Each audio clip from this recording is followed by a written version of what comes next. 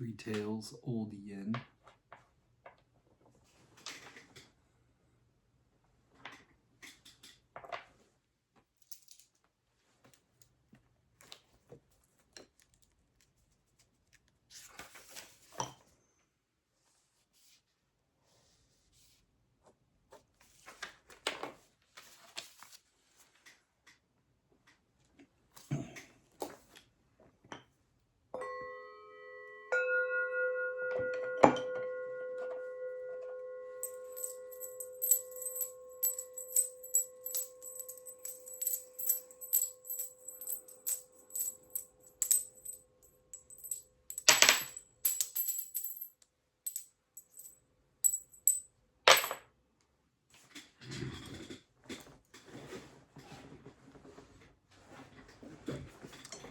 Three heads, old young.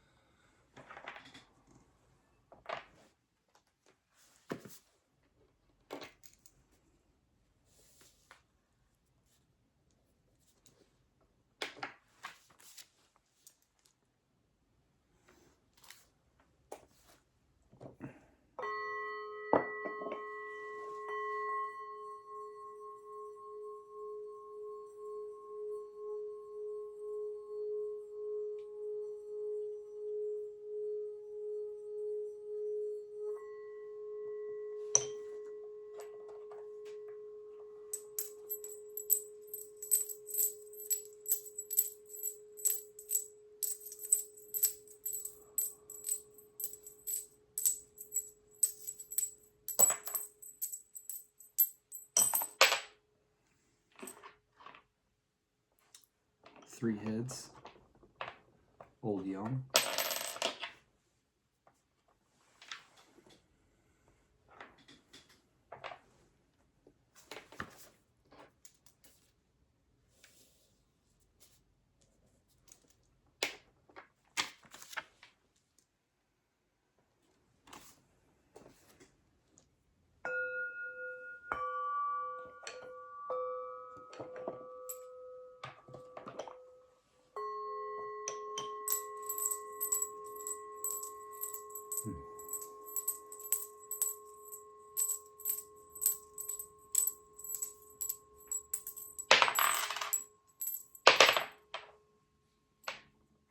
Three tails, old yin.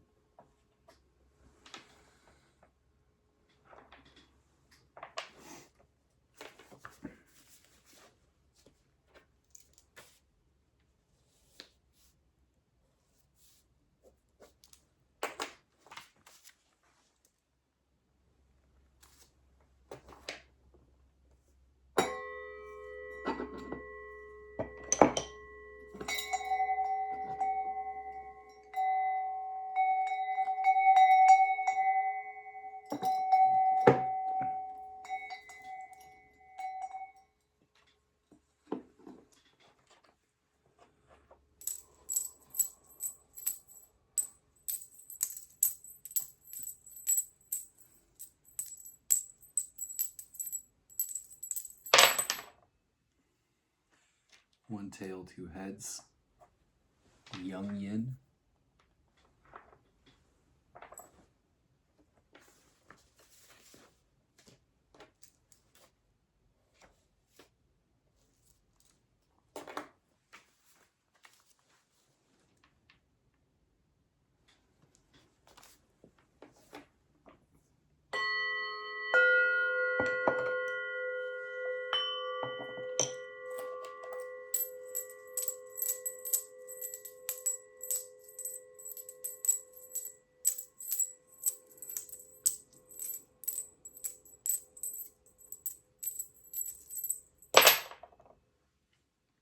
Two tails, one head, young yang.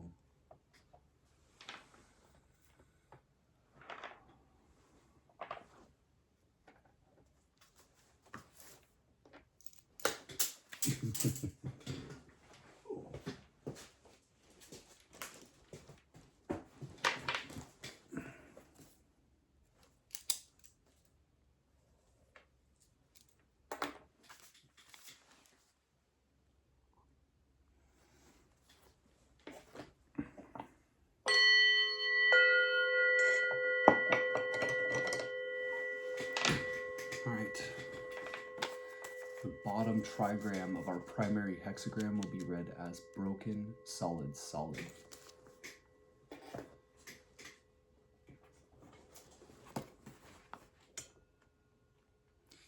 This is the trigram, Xun, wind or wood. Xun is both wind and living plants. Whatever penetrates, spreads, and grows, shaping itself to the space available or shaping that space to its own nature. She is responsive flexibility, sensitively improvising and adapting. Like the wind, she can always find a way through because she never creates any resistance, and so her influence is subtle and gradual, but far-reaching. In the family of trigrams, Xun is the eldest daughter, gentle and submissive. She belongs to the southeast and to late spring and early summer.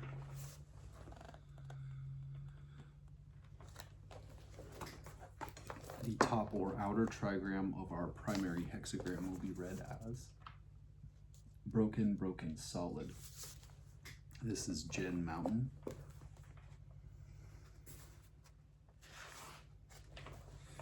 The mountain is still. It is a limit where you must stop. Gen brings each cycle to an end, defining a space where we can recognize, assimilate, and complete our experience. He creates a personal still center amid change where we can retreat for perspective and a firm foundation for new growth. He is well-grounded, confident, and of independent spirit. He is still and knows. Mountain is the youngest son, child of maturity. In the cycle of directions and seasons, he is the northeast, late winter approaching spring, the pivot between cycles.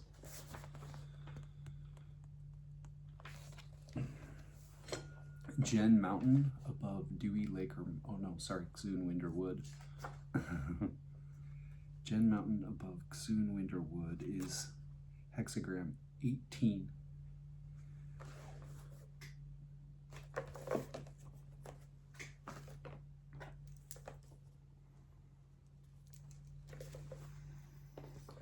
And we will get our supporting hexagram when all of our lines change. So that means our bottom trigram will transform into solid, broken, broken, and top trigram to solid, broken, solid. So solid, broken, broken is Zen Thunder.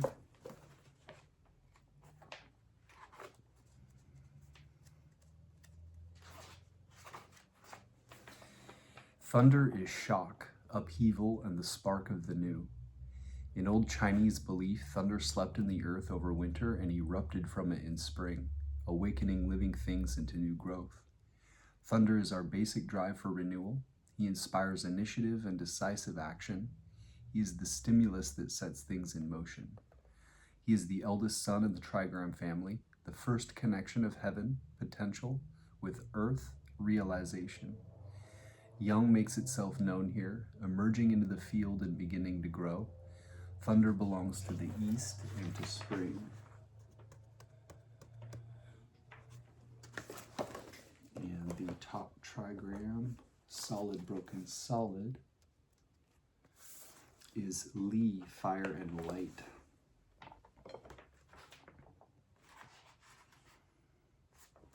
Li is fire and light, both inner and outer. As an inner light, she is consciousness at its most lucid and unclouded, holding things together in the mind, perceiving their differences and connections, and discerning the underlying patterns of relationship. And as well as vision, Li is the light that makes things visible, the power to cast light on things, spreading clarity and the awareness of order. Li is the middle daughter, living in the south, the region of midsummer and the burning sun.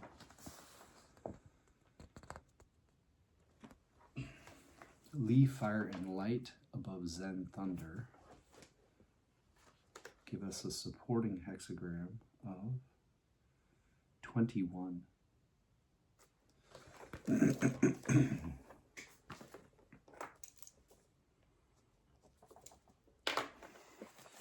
We'll get the titles to our hexagrams from I-ming's Taoist I Ching, which he wrote in 1796 as a Taoist adept. It's quite alchemical in nature. Hexagram 18, I-ming calls degeneration, correcting degeneration by abandoning the false and returning to the true.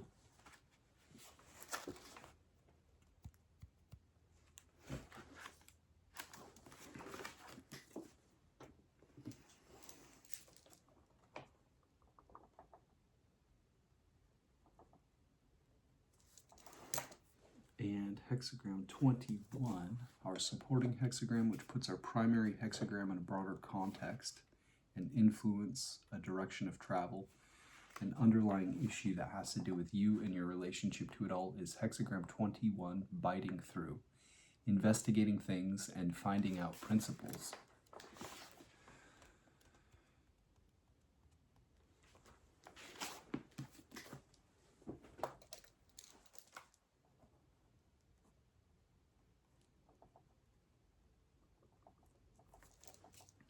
We'll get the secret hexagram at the end. But to start out with, we will get the images of these hexagrams that Kibi put together in the I Ching Tarot.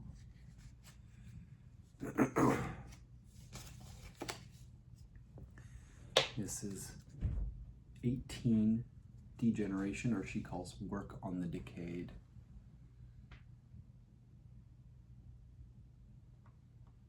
Looks like an airbender. I don't know if you've seen Avatar, the Nickelodeon.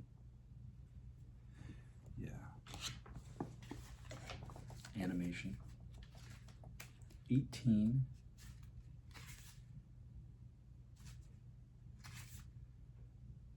Work on the decayed. Retain internal corruption. Reform period. When there is poor ventilation inside an organization or within one's family, resulting in corruption and confusion, trying to accomplish reform, the cause becomes apparent when the symptoms worsen. Ain't that the truth? This was actually in my year ahead spread, the very center card, what the entire year revolved around. Which also makes sense.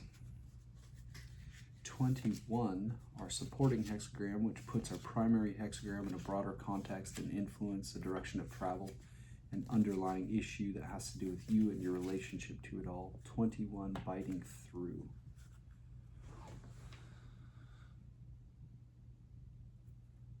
Nam. Nam. This person's eating hay or twigs, it appears. Or biting through them. Biting through, crush, vitality, punishment, thwart. Break through obstacles and achieve results. The inner 8 trigrams is the position of punishment, and the outer 8 trigrams is the position of being punished. Good for filing a lawsuit.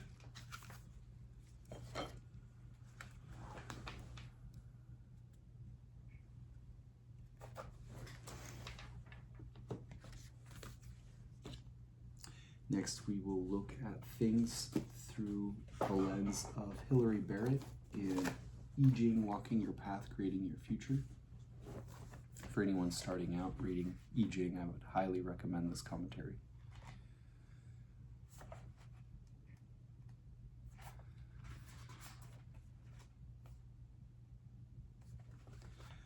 Hexagram 18, Degeneration, Hilary Barrett calls corruption. When we approach the I Ching to consult the Oracle, the question we bring to it will always have the general context of how can I act in creative relation to the spirits or forces shaping this moment of time. Key questions. What is behind this trouble? What is the hidden cause? Oracle. Corruption. Creating success from the source. Fruitful to cross the great river. Before the seed day, 3 days. After the seed day, 3 days. In ancient China, ancestors angered by neglect would send sickness and misfortune. This is corruption, something dark like a curse, lurking under the surface of life and manifesting as patterns of negative experience. We don't have to believe in angry ancestors to be haunted by corruption, whether we inherit its darkness from our past, our culture, or through our parents. When you receive Hexagram 18, it is time to examine those old patterns at last, to seek out their source and give it due honor and attention. When you understand where your experience comes from, you can restore the creative flow and make a genuinely new beginning. You will need to commit yourself to the journey and take the risk of crossing the great river into unknown territory. And you will need to pay careful attention to the process. Before Seed Day, which marks the beginning of a new cycle of time, you'll need to identify the source of the corruption and prepare for change. Afterwards, you need to pay attention to the needs of the new growth. Each of these phases has only a modest duration. You're invited to attend and examine, but not to dwell on this change for a lifetime. Image. Below the mountain is the wind, corruption. A noble one rouses the people to nurture character. The mountain traps and limits the movement of the wind, making for stale, unhealthy air, an invisible corruption, poisoning from within. But a noble one transforms this picture. He stirs people up like the wind and nurtures their character like a sheltering mountain. This can work among people or within an individual. Inner movement and awakening transform limitation into a protective covering for growth. Sequence. Corruption follows from Hexagram 17, following. Following people with joy means there are things to be done, and so corruption follows. Corruption means things to be done. Following is simply guided from moment to moment by the invisible currents beneath the surface of events. Eventually, the flow carries you to a place where there are things to be done, and it's time to interrogate the hidden causes and bring them into the light of day.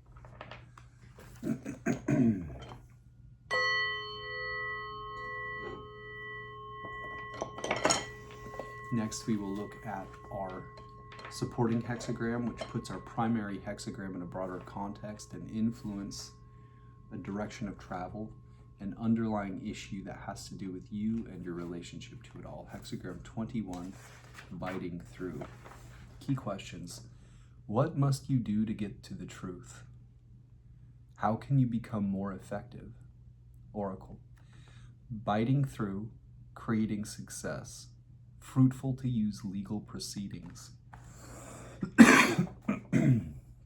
It's time to bite through to the truth, cracking the situation open like a bone between your teeth, using the power of the diviner to open up the smooth surfaces of things and penetrate to the essence.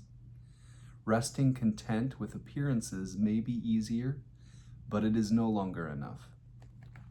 Deal with obstacles as you would something tough in your food.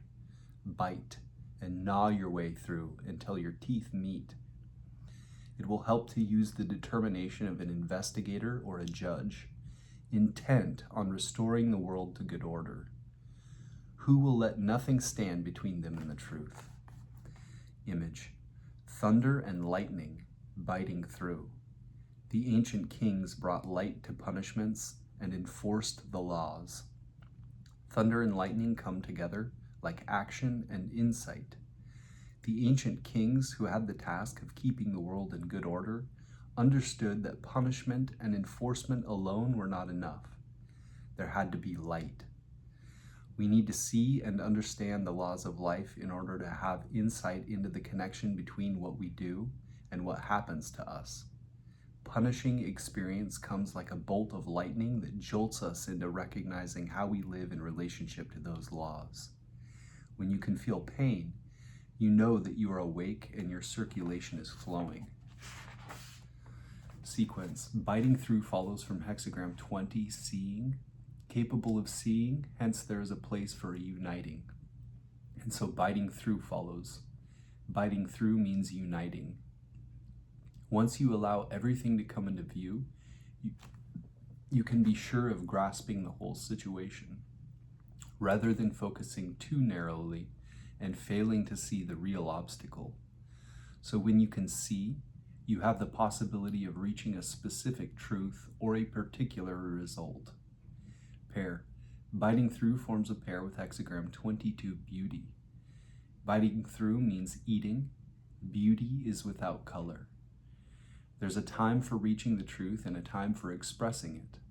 Biting through, you take the situation into yourself, chew it over, and digest it. Beauty will bring out its pure, plain essence.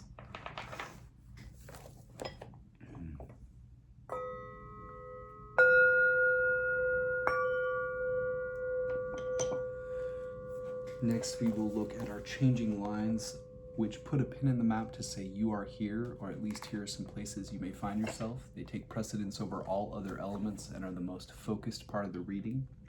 Changing line 1 has the general context, inklings, just beginning to sense what could be involved or needed. Changing line 2, the heart's perception, the emotional center, where you make and feel connections. Changing line 3, an emerging identity, facing a transition, with fear or desire, resolution or indecision. And changing line 4, the capacity for action, asking how the work can be done. So like I said, this is the most important part of the reading. Takes precedence over all other elements. And each of these lines may not 100% agree with all of the other ones. In that case, we're to just see what that might mean for us in our own personal lives and maybe in our outer lives. The things affecting us in our circumstances. Hexagram 18, changing line 1. Ancestral father's corruption, there is a child. The deceased elders are without fault. Danger, in the end, good fortune.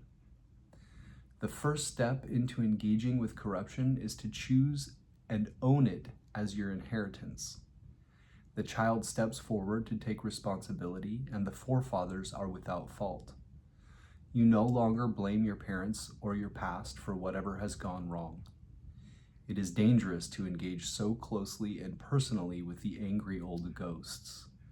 But there is no other way to empower yourself to begin this work, which will bring about good fortune in the end.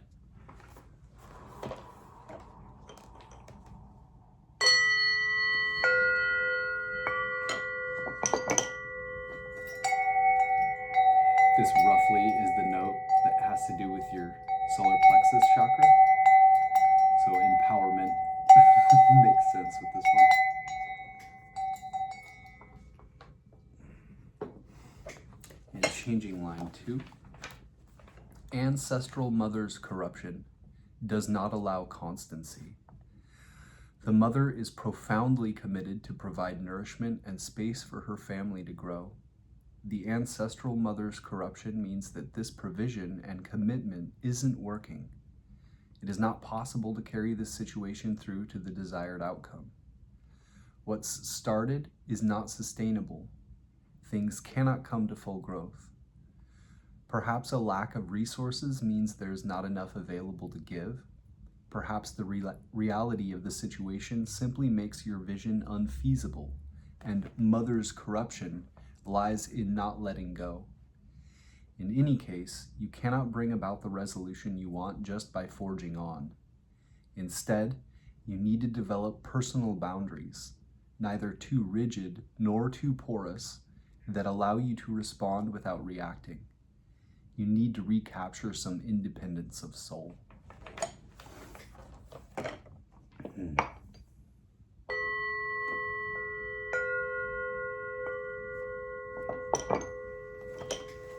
So take responsibility and also develop some boundaries. Maybe don't over-personalize with the situation. Line 3, ancestral father's corruption. There is small regret, no great mistake. You want to deal with corruption and move on, setting life on a firmer footing. To do so, though, you need a response from an individual or from the cosmos at large. so you know where you are and have something more solid to build on. Such responses are not simply available for the asking. You need to be very persistent and clear in your request, and this can easily tip over into being pushy and anxious and going too far. So there is small regret.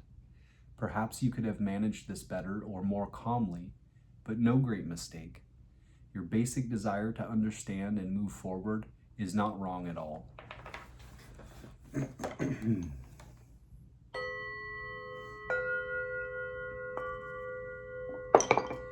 And changing line 4.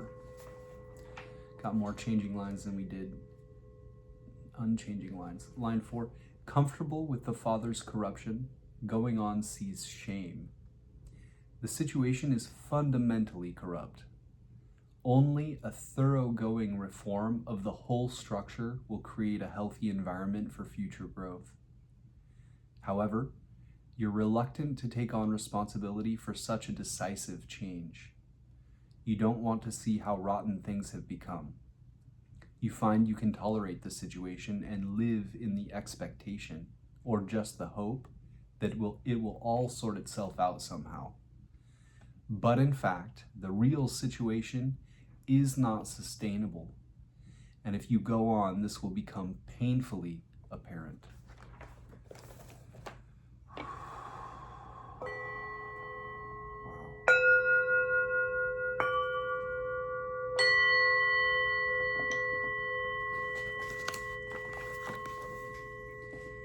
Next, we will look at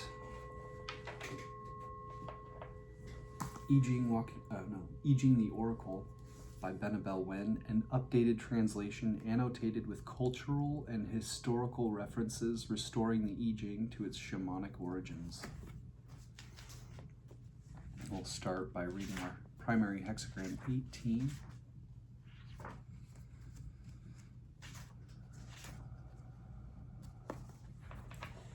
Gu, or decay, the oracle. An infestation results in the decay of matter. Dogma causes degeneration.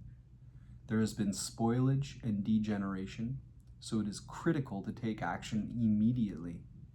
Great obstacles to come, but take bold action to go out and confront those obstacles before they come for you. Those who can survive this stage come through the other side emanating with greatness. Sign of great power after the rebirth. Worms on decaying matter, pestilent. The mountain wind spreads the worms on decaying matter. There has been spoilage and the food in the bowl decays, sprouting worms, but there is still the chance to make reparations for the spoilage. A necessary difficult part in the cycle of life. The sage uplifts the people by teaching them the ways of virtue. Such teachings reverse the natural course of decay and remove the stagnation. The great sage is one who motivates the people like the wind that carries the seeds up the mountain. Auspicious to cross the great stream. You have been in a state of stagnation for a while, and as a result, there is degeneration and you are headed toward a stage of decay. It is critical to take action immediately to prevent further atrophy. Jia, this ideogram, is one of the 10 heavenly stems, yang in its qi nature, associated with the Wu Xing phase, wood, the eastern direction and spring season, and the planet Jupiter. During the Shang dynasty, it corresponded with one of the 10 days of the week. You will need 3 days before the critical point, and 3 days after for the full endeavor to be a success. There must be adequate preparation before that critical point, and then afterward, adequate reflection. The indication of 3 days prior to a critical point and 3 days after suggests the need for planning and a well-defined exit strategy. For matters relating to spell crafting and ritual work, Hexagram 18 indicates that such work is to be done between the hours of 11 p.m. and 3 a.m. The English translation of Hexagram 18's title belies its favorable nature. This is a hexagram of great power. After all, the final message is that it's advantageous to cross the great stream.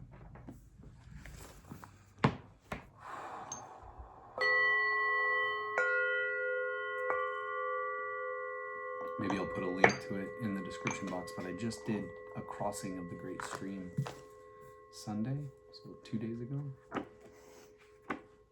So that is interesting.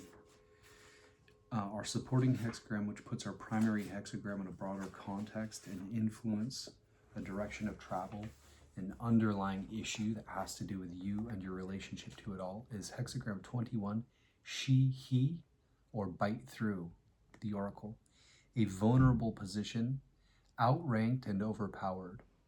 Circumstances are favorable for issuing punishment where punishment is due. Adjudicate with impartiality and then let the punishment fit the crime. Yet in the process of penalizing another, you inflict harm onto yourself. A difficult choice. A Pyrrhic victory. If you cannot be settled until the law has been invoked, then invoke the law. Remember that there are many codes of law in this universe. Administer justice. Sign of the sacrifice. Cracking seeds with the front teeth, having the clarity to incite movement. Fire over thunder. There is an obstruction between the upper lip and the lower, forcing your mouth open, a vulnerable position. Bite down and tear through the obstruction to close the mouth again. This is the image of an open mouth with an obstruction between the lips. The answer is to bite through the obstruction. To protect from harm and to lead the way, to open the path for others, the king implements imperial orders for the law and punishment of crimes. Auspicious to proceed, favorable outcome for the trial. She, this ideogram, means to bite down, to gnaw through, though etymologically it originates from the word she, another ideogram, meaning divination with yarrow sticks or to divine. In Chinese folk beliefs, homonyms hold power. Moreover, the word wu for shaman, witch, or medium is embedded into she. Thus, to the mystic, hexagram 21 can have the implication of seeking retributive justice through witchcraft. Qi, another ideogram, in addition to the image of cracking seeds between the teeth, also means to be talkative or to reproach, to be contentious and litigious, inclined to bicker, dispute, and be disagreeable.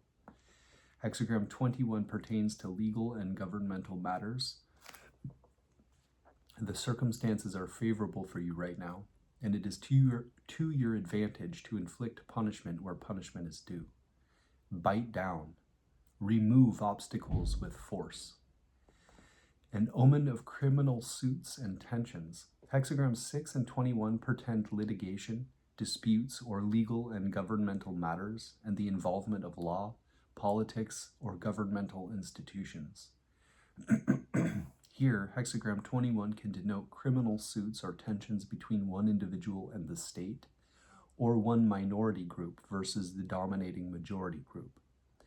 In contrast, hexagram 6 can denote civil suits or tensions between two individuals head-to-head, or one group versus another group. The difference between the two hexagrams is balance of power. Hexagram 6 seems to imply a more balanced distribution of power between the two adversaries, whereas hexagram 21 implies an imbalance of power.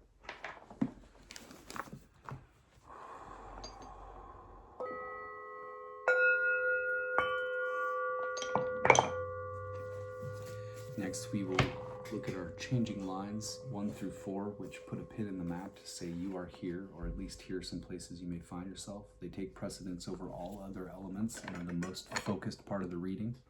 Changing line 1 has the general context of inklings, just beginning to sense what could be involved or needed.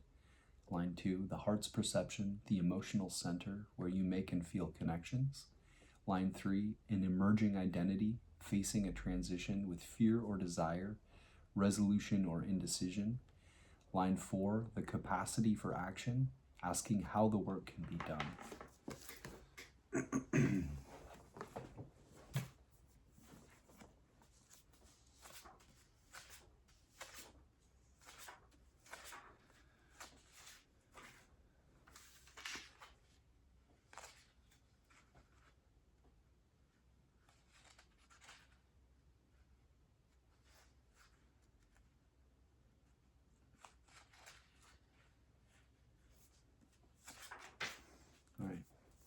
Hexagram 18,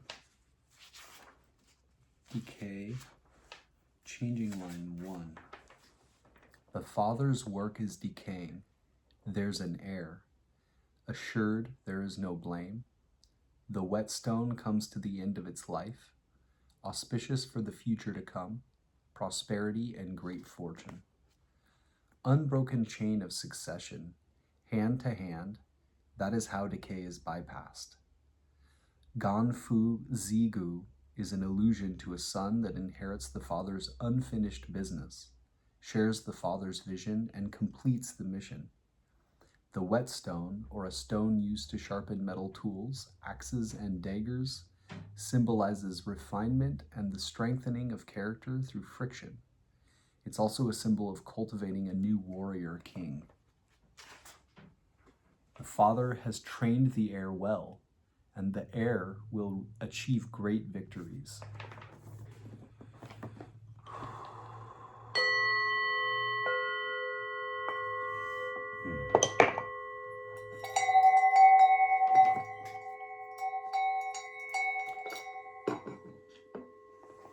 Changing line 2.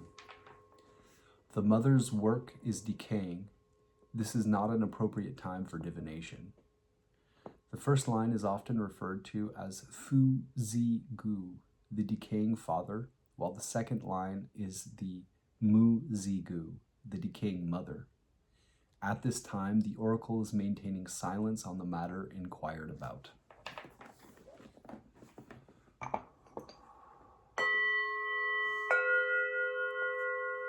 At least in this line. Changing line 3. The father's work is decaying. The junior encounters setbacks, feeling remorse and sorrow. No grave errors, there is no blame. The heir is undertaking the challenge of finishing the father's great work. However, that heir, an inexperienced junior, has made errors and now feels regret. Those errors are not grave. The heir is blameless. Crossing the great stream is met with initial failures. Nothing irreversible, so keep going. Trust in your creativity. Be persistent and persevere. Practicing virtues in the face of decay is how you reverse the decay.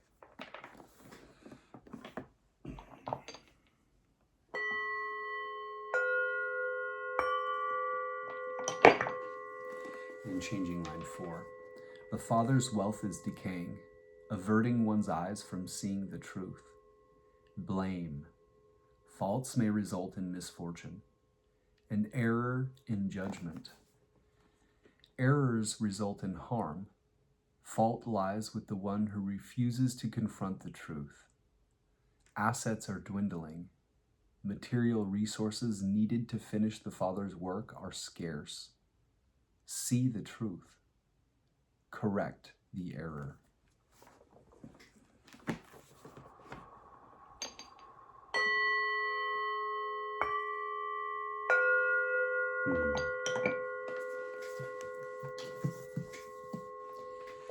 Next, let's go with James de Corn's Gnostic Book of Changes. He is a practitioner of the Tao himself, James de Corn, that is, and he's left quotes from things like the Kabbalah or people like Carl Jung in here. He synthesizes several I Ching commentaries in this one helpful place. I've left links to it in the description box below. He also sums things up towards the end. Hexagram 18 he calls repair.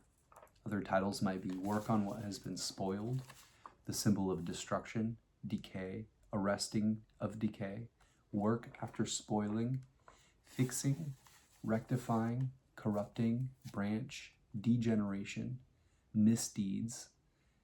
A quote from D.F. Hook can refer to heredity and psychological traits. Judgment leg. Successful progress is indicated for those who properly repair what has been spoiled. It is advantageous to cross the great stream. One should consider carefully the events 3 days before the turning point and the tasks remaining for 3 days afterward. Blowful. Decay augurs sublime success and the advantage of crossing the great river or sea, i.e. of going on a journey or of going forward with one's plans. What has happened once will surely happen again, literally 3 days before the commencement, 3 days after the commencement. It would have been hard to make sense of these words were it not that the Confucian commentary on the text clearly explains them, hence the liberty I have taken with the text. Lu, work after spoiling, great success. It is of benefit to cross the great water. Before starting 3 days, after starting 3 days. This hexagram implies that although conditions are bad now, improvement can be expected. Ritsuma/Karcher, corrupting, spring growing, harvesting, wading the great river, before seed burst 3 days, after seed burst 3 days. This hexagram describes your situation in terms of disorder, perversion, and putrefaction. It emphasizes that letting things rot away so they become obsolete is the adequate way to handle it. Cleary, 1. Correcting degeneration is greatly developmental. It is beneficial to cross great rivers, 3 days before the start, 3 days after the start. The way to correct degeneracy is not an empty tranquility without action. It is necessary to work in the midst of great danger and difficulty, to act in the dragon's pool and the tiger's lair. Only then can one restore one's original being, cultivating it into something indestructible. Wu, misdeeds is great and pervasive. It will be advantageous to cross the big river. It would be advisable to begin an undertaking 3 days before Jia and examine the ongoing progress 3 days thereafter. Jia is Jia. The image. Leg. The image of wind below the mountain forms repair. The superior man, in accordance with this, stimulates the virtue of the people. Wilhelm/Baines. The wind blows low on the mountain, the image of decay. Thus, the superior man stirs up the people and strengthens their spirit. Blowfold. This hexagram symbolizes wind blowing at the foot of a mountain. The superior man, by stimulating people's hearts, nourishes their virtue. Lu. Wind blowing around the foot of the mountain symbolizes work after spoiling. The superior man encourages people to cultivate virtue. Ritsuma/Karcher. Below mountain possessing wind, corrupting. A Chunsu, or chief son or superior person, uses rousing the commoners to nurture actualizing Tao. To actualize Tao is the ability to follow the course traced by the ongoing process of the cosmos, linked with acquire, D, acquiring that which makes a being become what it is meant to be. Cleary 2. Leaders thus arouse the people to nurture virtue. Wu. There is wind at the foot of the mountain. This is misdeeds. Thus the Chun-Si, or chief son or superior person, arouses the people and nurtures his own virtue. Commentary. Confucius/Leg. The dynamic trigram is above and the magnetic trigram is below. Pliancy is below and stopping above. These suggest troubled conditions verging on ruin, but repair brings order to all under heaven, and he who advances will encounter the business to be done. The end of confusion is the beginning of order. Such is the procedure of heaven. Leg. Repair means the performance of painful but necessary duties. It shows a situation in which things are going to ruin, as if through poison or venomous worms. In order to justify the auspice of progress and success, the duty of the figure is to rectify this and restore conditions to health. This will require a major effort, such as crossing the great stream, and the careful differentiation of the causes of the problem, as well as the measures taken to fix it. The attribute of the lower trigram is pliancy, and the upper represents stoppage or arrest. Hence, the feeble pliancy of decadence is stopped cold by the immovable mountain. The 3 days before and after the turning point symbolize the careful attention and differentiation necessary for any rectification to succeed. On the image, Cheng Tzu says, "When the wind encounters the mountain, it is driven back, and the things about are all scattered in disorder." Such is the emblem of the state denoted by repair. The nourishing of virtue appears especially in line 6. All the other lines belong to the helping of the people. Notes and paraphrases, judgment. Repair means to set your house in order. Analyze your choices before the renovation and evaluate their consequences afterward. The superior man orders his thoughts and feelings, reforms old attitudes, and strengthens his will. Psychologically, to stimulate the virtue of the people, leg, is to rectify the components of a complex. To imagine any truly objective state of perception, we must include all that exists, the entire cosmos. Each differentiation of this, from atom to galaxy, is one slice out of an infinite whole. As a portion of the entirety, we are always linked with our ancestors in an infinite web of relationships, which includes our family history, our racial, cultural, historical heritage, and Homo sapiens as a species.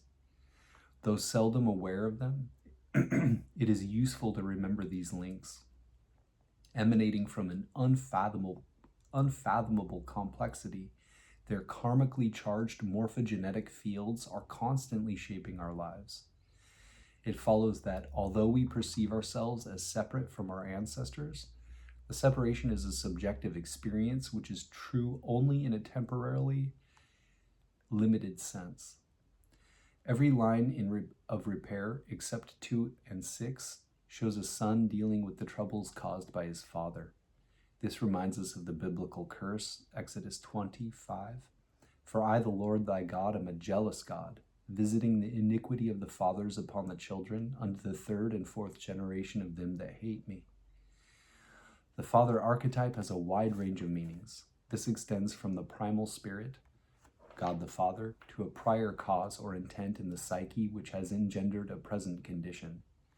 Psychologically interpreted, it is this latter reading which usually applies. If a father symbolizes the cause, then a son is the effect. If the effect is imperfect, then to rectify it is also to rectify the original intent. To a large extent, our lives consist of well-intentioned but misguided choices which create less than perfect consequences. To modify our attitude or behavior so that it corrects errors in our original intent is to deal with the troubles caused by the father. For example, in a misconceived expression of affection, a parent allows his child unrestricted access to candy. As a consequence of his choice, the kid's teeth become rotten, and the only logical way to correct the original error is to now curtail his intake of sugar. The fact that this new choice will create stress in the relationship between parent and child is just a consequence of the original choice and has no bearing at all on what is correct in the situation. In some situations, it's 4:44 a.m. This hexagram may be interpreted as a response to a karmic chain of cause and effect. A quote from Erline Cheney in The Mystery of Death and Dying. To harmonize with the wisdom teachings, the scripture should read that the karma of the father is visited upon the child under the 4th incarnation, not generation. The mistakes you made in the last 4 incarnations may be visited upon you in the form of karma flowing out of the heart seed Adam in the present incarnation. Thus, what you fathered or created in your last incarnation may be the source, parent, of your karma today. You are a child of that parent today. You have inherited from that parent, the you of the past, not your physical parents, all of your characteristics, weaknesses, and strengths. The interpretation of any oracle response can only be as profound as our minds are prepared to accept. As moderns, we find it difficult to empathize with ancestor worship, yet properly understood, it can provide useful insights into the work. In the unconscious realm, all time is immediate, not sequential, and the objective psyche consists of a non-temporal web of forces shading from personal to universal. This means that if we have a complex engendered in us by our father, for example, we can reasonably assume that he was passing on what he received from his own parents. In this way, the unresolved complexes of the ancestors shape our own personalities. They live in and through us right now, even if they had their birth in forefathers long forgotten. This is a kind of near immortality. Individuals may die, but beliefs, attitudes, complexes live as long as they have receptive vessels to inhabit. This is probably the engine of karma. To the extent that an ancestral chain of causality still motivates our choices, we are totally responsible for setting right what has been spoiled by the Father. Suggestions for meditation. Most people have some level of unfinished business with their parents. Psychologists would have little to do if this weren't true. It can be a healing ritual to set up an altar to a deceased parent and meditate there on the stresses that still remain between you.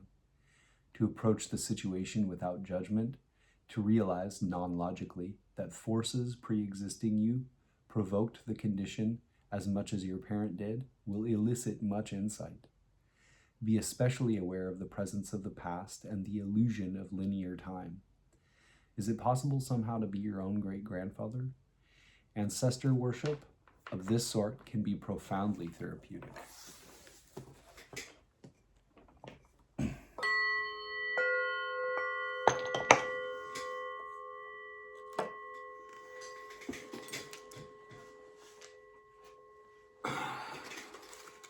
And since ran out. Hanuman is the next one. That one I just burned was Shiva. I'm getting a Shiva lingam shortly. Excited about it. Alrighty. Our supporting hexagram, which puts our primary hexagram in a broader context and influence the direction of travel, an underlying issue that has to do with you and your relationship to it all, is hexagram 21, biting through, or James DeCorn calls it discernment. Hanuman. Let's go, buddy.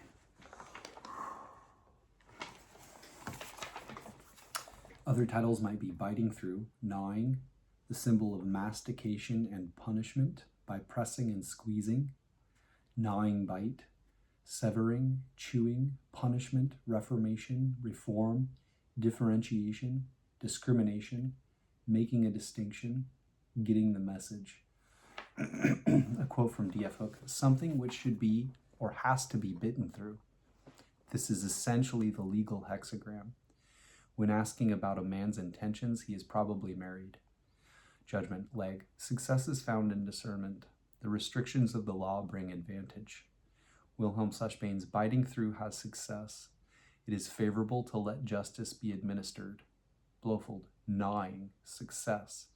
The time is favorable for legal processes.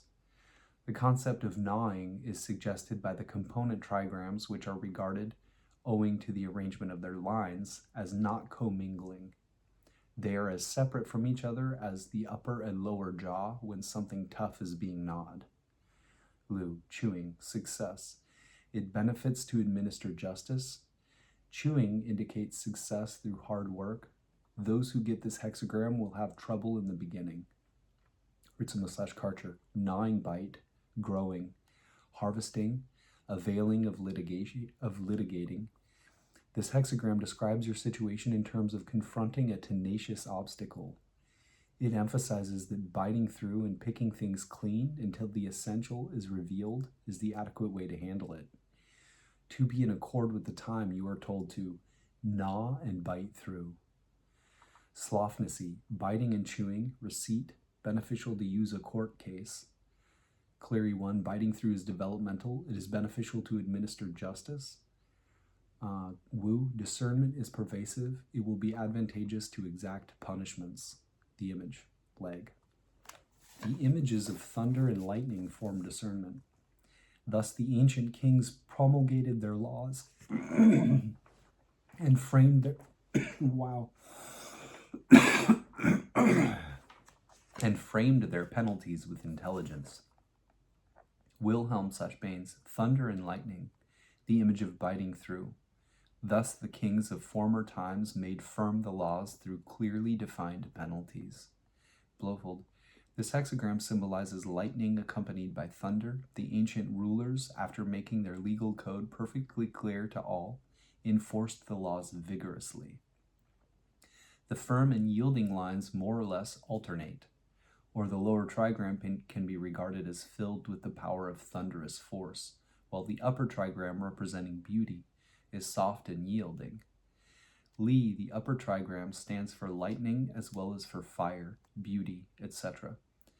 I do not know what the ancient Chinese views on thunder and lightning were. It appears from this that they were regarded as two forces which, like steel and flint, emitted brilliance when brought into sharp contact with each other. A pair of trigrams both with yielding centers is not felt to be a good arrangement.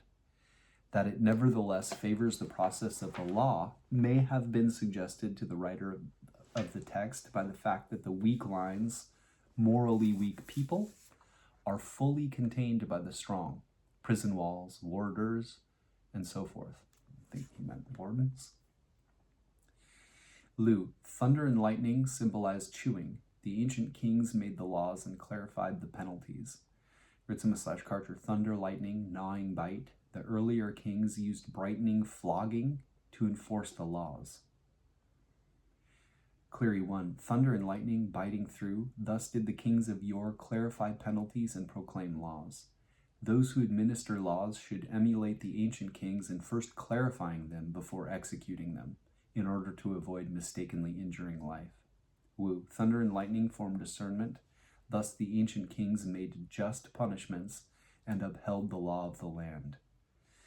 Commentary, Confucius/Leg. The existence of something between the jaws gives rise to the name discernment.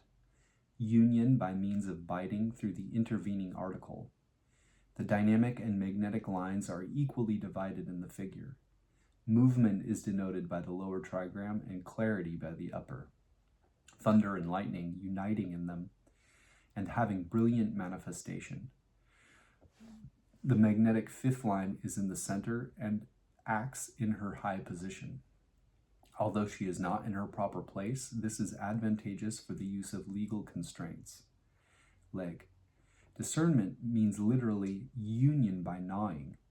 The figure consists of undivided lines in the top, bottom, and fourth places, giving the image of open jaws with something in them being gnawed. When the object has been bitten through, the upper and lower jaws come together in union, hence, union by gnawing. Remove the obstacles to union, and high and low will meet together in understanding. The force exerted by gnawing suggests the idea of legal constraints. The equal division of the dynamic and magnetic lines is seen by taking them in pairs, though the order of the first pair is different from the other two. The magnetic fifth line is the ruler of the hexagram, indicating that judgment is tempered by leniency. Chang Tzu says that thunder and lightning are always found together, and hence their trigrams go together to give the idea of union intended in discernment. One trigram symbolizing majesty and the other intelligence. Cleary 1. Practice of the Tao is like administering justice. Discerning true and false, right and wrong, is like the judge deciding good and bad. Getting rid of falsehood and keeping truth, so as to preserve essence in life, is like the just administration rewarding the good and punishing the bad, so as to alleviate the burden of injustice. Notes and paraphrases judgment. Further the work through careful discernment between what is true and false, right and wrong, correct and incorrect. The image portrays the connection between cause and effect, where consequences are always based on the inexorable laws of nature. To bite is to comprehend, and to bite through is to make distinctions. The top and bottom lines of the hexagram represent the upper and lower jaws, and both bear images of restriction and punishment. Each of the lines between them portrays some version of biting through flesh. Hence the jaws define the general problem, and the teeth differentiate the details. A quote from Jung in Letters. The symbol of losing teeth has the primitive meaning of losing one's grip, because under primitive circumstances and in the animal kingdom, the teeth and mouth are the gripping organ. If one loses teeth, one loses the grip on something. Now this can mean a loss of self-control, etc.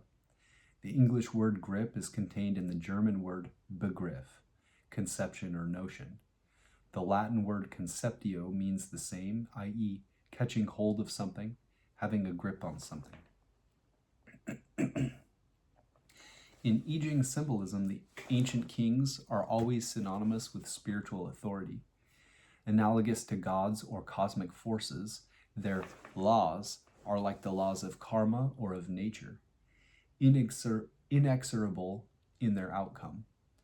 Therefore, the punishment theme in the hexagram warns us that a lack of discernment in the matter at hand has built-in penalties, i.e., get the message or suffer the consequences.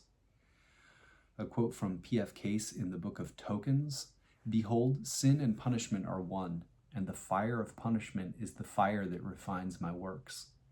Even in the sinner, I am the actor, and I, too, am the sufferer in the experience of punishment." To receive this hexagram without changing lines indicates a need to make some important distinctions in the matter at hand. Figure it out might make a good alternate title at such times. Cleary's Taoist note in the image, those who administer laws should emulate the ancient kings in first clarifying them before executing them in order to avoid mistakenly injuring life, is a clear admonition to get all of your facts straight before proceeding with your inquiry. That you don't know or understand something is implied. Suggestions for meditation. The 21st hexagram turned upside down becomes the 22nd. The message for the superior man in the image of each concerns the enforcement of law. What is the relationship between discernment and persona in such a context? The component trigrams of these two figures also make up hexagrams number 55, expansion of awareness, and number 56, transition.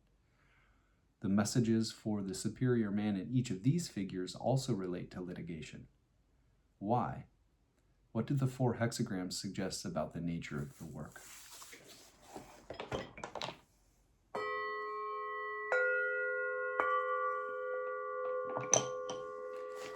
Next, we will look at our changing lines 1 through 4, which put a pin in the map to say you are here, or at least here are some places you may find yourself. They take precedence over all other elements and are the most focused part of the reading. Changing line 1 has the general context, inklings, just beginning to sense what could be involved or needed. 2, the heart's perception, the emotional center where you make and feel connections. 3, an emerging identity, facing a transition with fear or desire, resolution or indecision. And 4, the capacity for action, asking how the work can be done. I want to bring this up before I forget. Hopefully I bring it up in the summation as well, but just in case I don't, I'm noticing, which is pretty obvious, that there's decay or an issue that has been passed on from generations. The decaying things, and then the biting through is like solving the ingrained issue. Biting through and just till your teeth meet. I love that.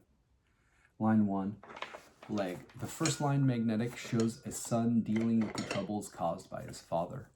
If he is an able son, the father will escape the blame of having erred.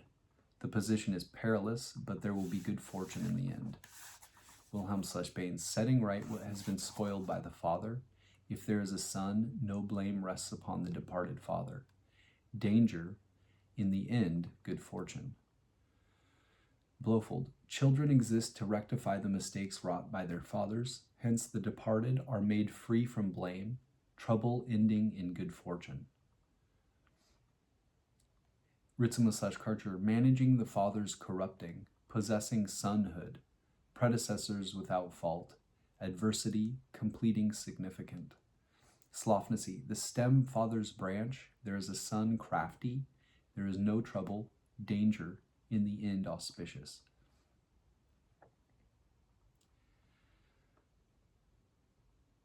Cleary 2, dealing with the degeneration of the father. If there is a child, the late father has no blame.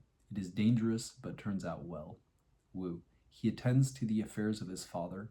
He is a capable son.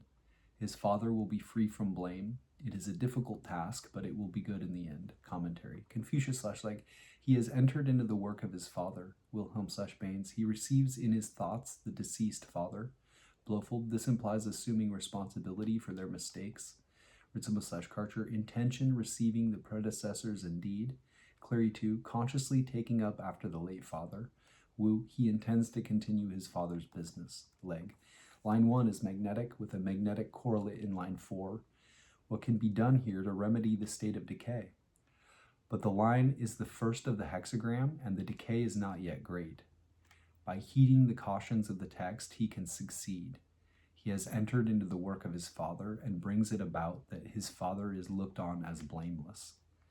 Notes and paraphrases Sue. At the outset, wrongs have arisen which are not yet deeply rooted and can be remedied, but reforms are associated with dangers which should be understood.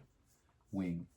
In order to avoid decay, it is necessary to change a traditional and rigid structure that is affecting your life.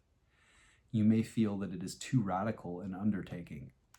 It is true that this kind of change is fraught with danger, but if you are cautious while making the reform, you will meet with success and renewed growth. Editor. This line doesn't lend itself to use of the usual gender symbolism. Wilhelm translates the Confucian commentary in terms of receiving the departed father in one's thoughts. Blofeld renders it as taking responsibility for the father's errors.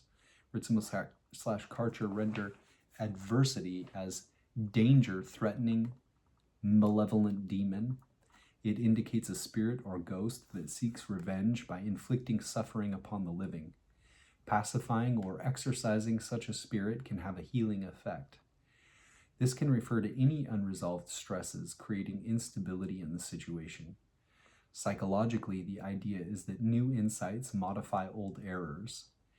If they are formulated carefully, further error is avoided, and one has created a useful new foundation.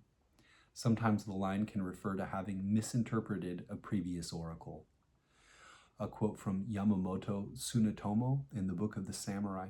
Lord Naoshige said, "An ancestor's good or evil can be determined by the conduct of his descendants. A descendant should act in a way that will manifest the good in his ancestor and not the bad. This is filial piety." James Acorn breaks changing line 1 down into one succinct definition. Rectify a past mistake.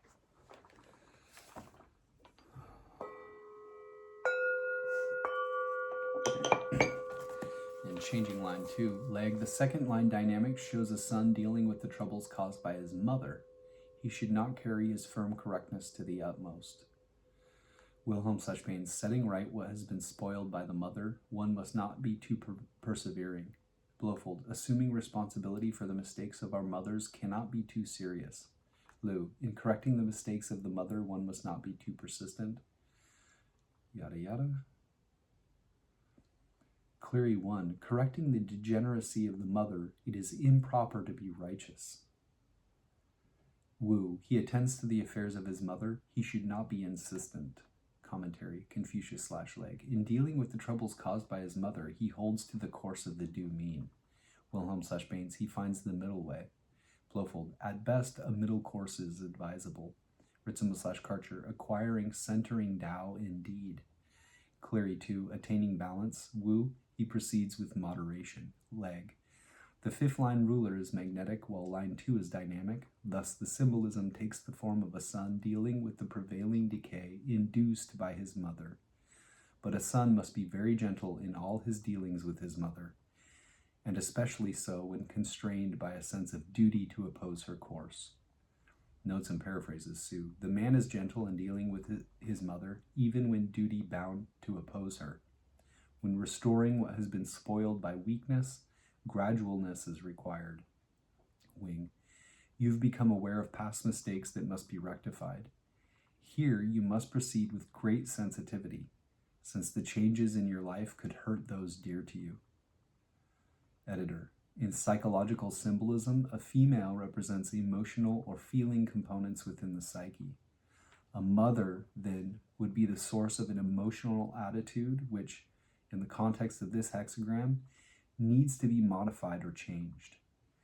In correcting outmoded or inappropriate feelings, one must proceed with care because emotional / instinctual forces cannot be altered as quickly as we can change our minds.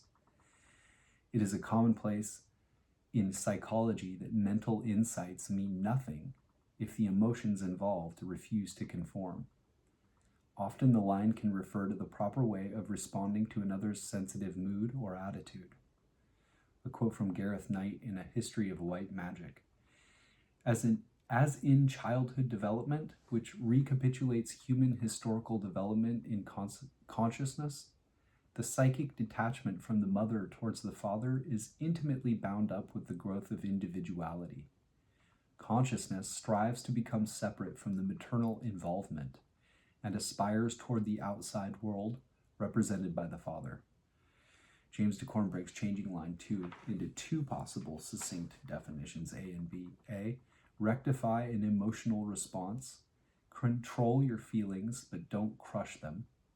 And B, be sensitive in the way you handle an emotional situation.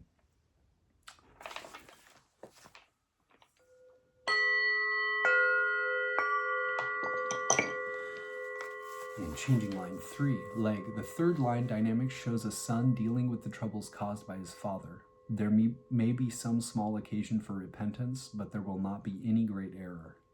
Wilhelm Sachsbain setting right what has been spoiled by the father, there will be a little remorse, no great blame.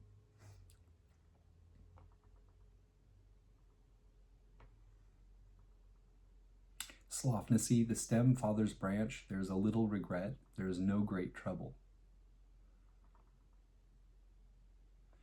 Wu, he attends to the affairs of his father, there will be small regrets, but no big error. Commentary, Confucius/Leg, in the end there will be no error. Wilhelm/Baines, in the end there is no blame. Blofeld, in the end we shall be free from blame. Ritzema/Karcher, completing without fault indeed. Clary 2, in the end there is no blame. Wu, he will be blameless in the end. Leg. Line 3 is dynamic but not central, so that he might well go to excess in his efforts. But this tendency is counteracted by his place in the trigram of humble submission, pliancy. Notes and paraphrases, Sue. The man proceeds too energetically in correcting past errors. This results in some discord and distress. But a trifle too much energy is preferable to a trifle too little, and no great blame will ensue. Wing. You are anxious to rectify the mistakes of the past and move vigorously into the future.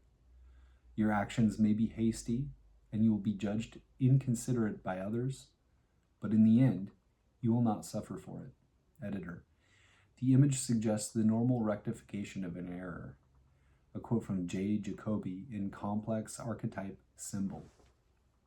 Anyone who has ever been through such a psychic experience knows what an immense relief this can be, how much more bearable, for example, it is for a son to conceive the son-father problem no longer on the plane of individual guilt. In relation, for example, to his own desire for his father's death, his aggressions and desires for revenge, but as a problem of deliverance from the father, i.e., from a dominant principle of consciousness that is no longer adequate for the son. A problem that concerns all men and has been disclosed in the myths and fairy tales as the slaying of the reigning old king and the son's accession to his throne. James DeCorn breaks changing line 3 into one possible succinct definition. Image of an easily rectified mistake.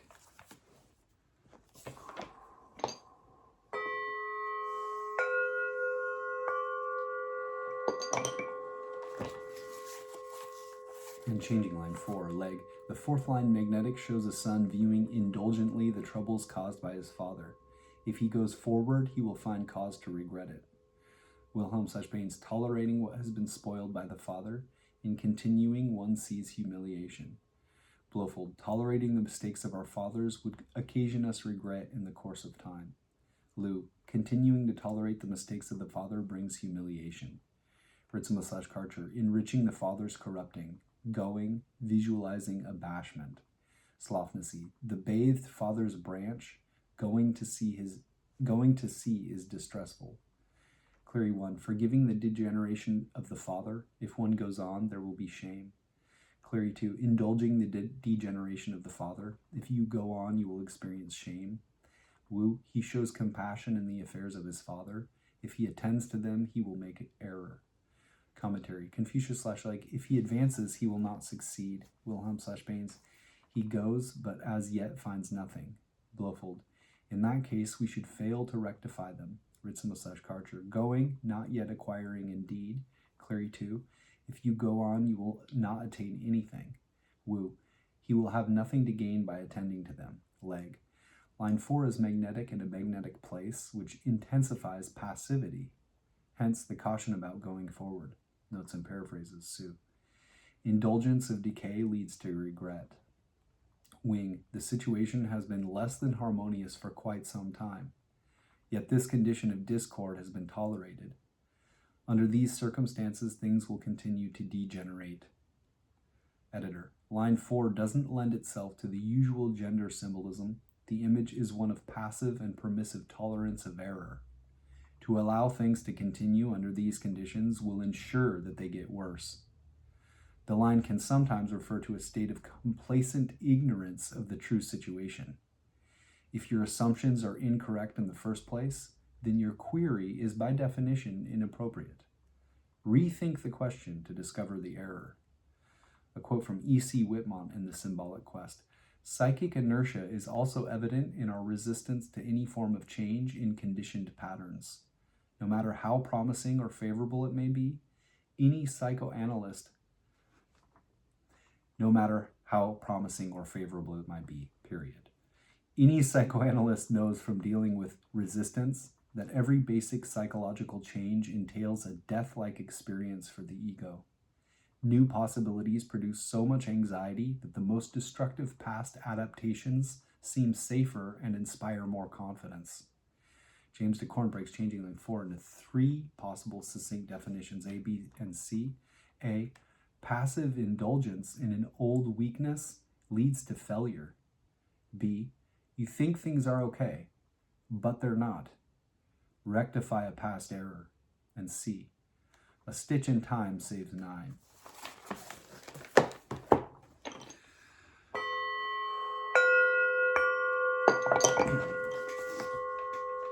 Next, we will look at Lu I-ming's Taoist I Ching, which he wrote in 1796 as a Taoist adept.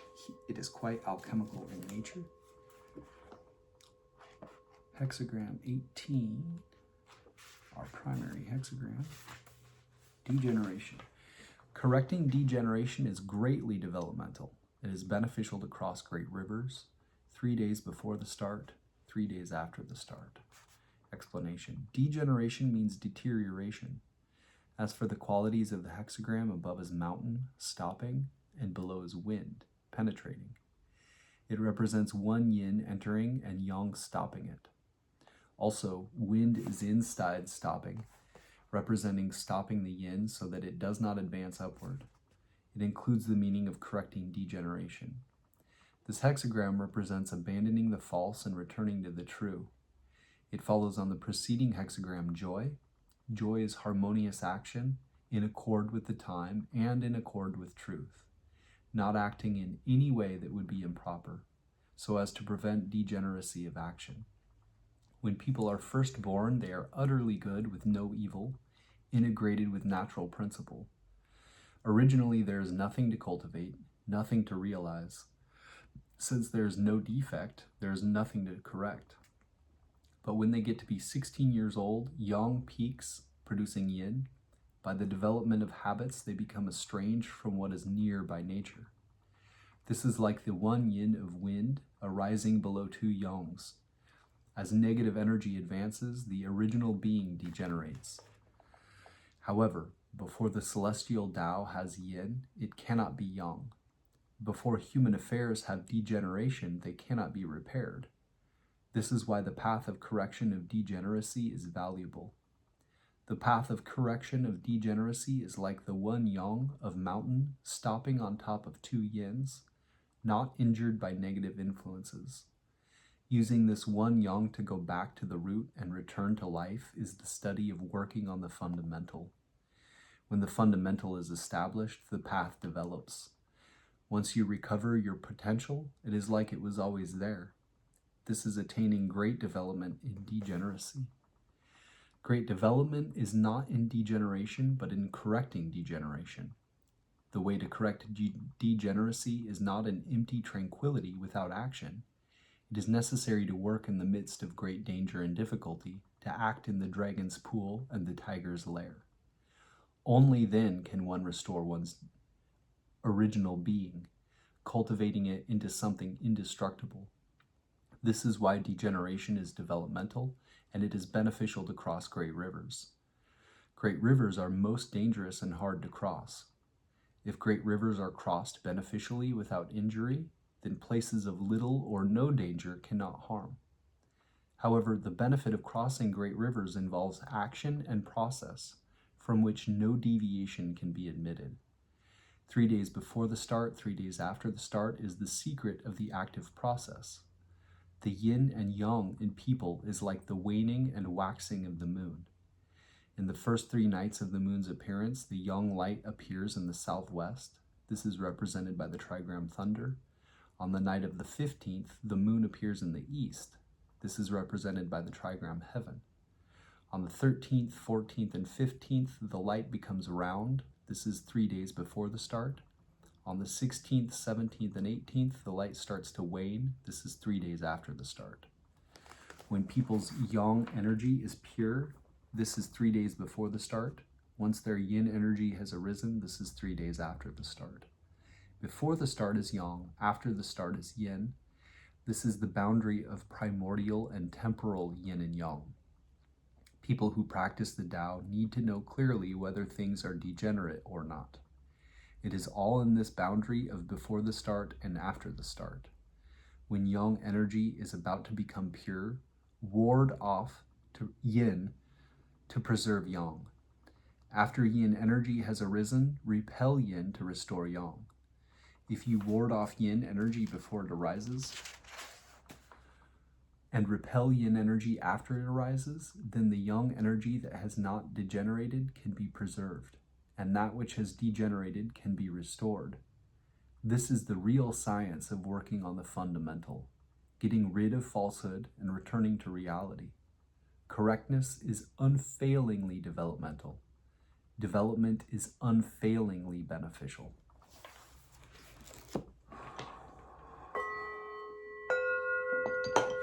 Now we'll read the commentary section of Hexagram 18.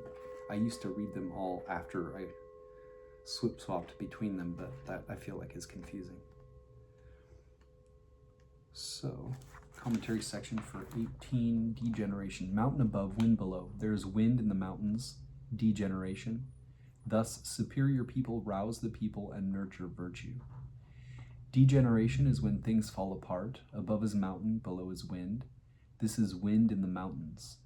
Mountains can nurture beings. Wind can stir beings. Stirring up and nurturing is the image of repairing degeneration. What superior people see in this is that the vital spirit in humans is like the people, and the natural reality in humans is virtue. When there is degeneration in the natural reality, it is due to not knowing how to rouse the vital spirit to cultivate and nurture it. Therefore, they rouse the people of the vital spirit and nurture the virtue of natural reality. Rousing the people must be like the wind gradually rising from below, ascending from lowliness to the heights. Nurturing virtue must be like the stability of a mountain as it nurtures beings, nurturing with richness and warmth. When one is able to nurture, the vital spirit becomes more and more active. When one is able to rouse, natural reality attains development. By rousing and nurturing, that which has not yet degenerated can be preserved, and that which has degenerated can be repaired. By gradual penetration, getting stronger with perseverance, one will eventually advance to the stage of ultimate good without evil, where there can be no degeneration.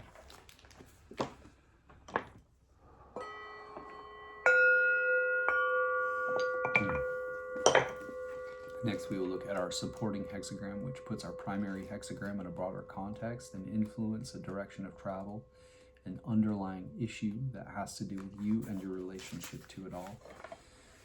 Biting through, hexagram 21. Biting through is developmental. It is beneficial to administer justice.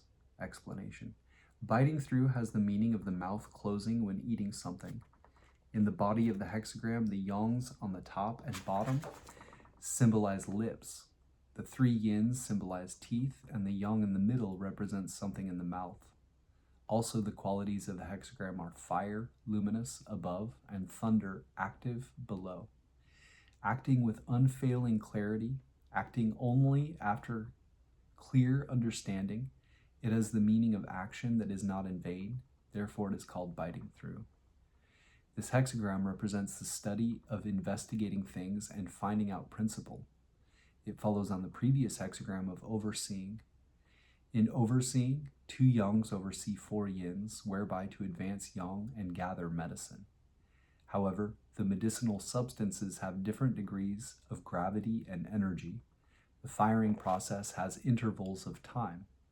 The slightest miss can produce a tremendous loss, so this work of finding out principle is indispensable. Excellence or inferiority in learning to comprehend essence in life is all a matter of finding out principle. Understanding one part, you can practice one part. Understanding 10 parts, you can practice 10 parts. If you know essence but not life, or know life but not essence, or know striving but not non-striving, or know non-striving but not striving, or know the medicinal substances but not the firing process, or know the start but not the finish, this is all incomplete investigation of principle, which will inevitably result in failure of practice. If you want to act on something, you should first understand it. First understanding, then acting. All actions will be as you will. This is why biting through, using action within understanding, is developmental. Action with clarity is always based on understanding. Its development and fruition may be symbolized by the administration of justice. Nothing in the world is harder to administer than justice. If the true conditions of justice are not clear, right is considered wrong and wrong is considered right. Arbitrarily applying penalties, the calamity extends to the innocent, mistakenly injuring essence in life. Practice of the Tao is like administering justice. Discerning true and false, right and wrong is like the judge deciding good and bad, getting rid of falsehood and keeping truth, so as to preserve essence in life, is like the justice administration rewarding the good and punishing the bad so as to alleviate the burden of injustice. When you investigate and find out true principle, it is clear in the mind and evident in practice. Fully realizing essence and perfecting life, it is unfailingly developmental and beneficial.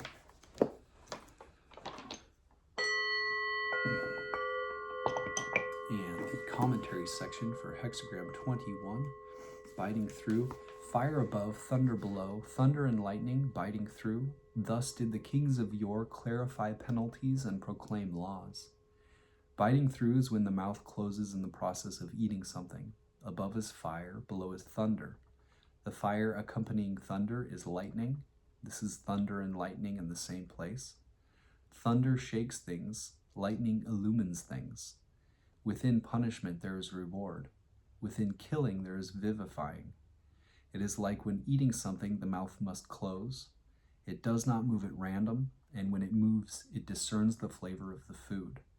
This is the image of biting through. What the kings of yore saw in this was that when violent and vicious people walk inescapably into the jaws of death, it is because they do not know there is criminal law. Therefore, they established laws clarifying major and minor penalties so that people would know that they should not commit crime. When there were those who did not accept the rule of the kings and intentionally transgressed, even though they knew the laws, the kings assessed the gravity of their offenses, proclaiming uniform laws so that people would know the law cannot be escaped. First, informing people with clarifications, then punishing offenders with authority. Life and death are clear. Punishment and reward are both used. When those who execute the law do not impose unjust punishments, and those subject to the law accept the consequences of their deeds, there is no barrier between the two sides. This is represented as biting through. Penalties and laws were explained and established by ancient kings for the sake of the world and the livelihood of the people. Those who administer laws should emulate the ancient kings in first clarifying them before executing them, in order to avoid mistakenly injuring life. The people who have false ideas about attainment of the Tao, who are unable to first thoroughly examine its principles, but take up practice recklessly and get sidetracked in auxiliary methods, either clinging to emptiness or sticking to form, wishing to seek long life but instead hastening death, are like the criminals in the times of the ancient kings. They are chewing on nothing. They have nothing to get their teeth into. What is the benefit, in fact?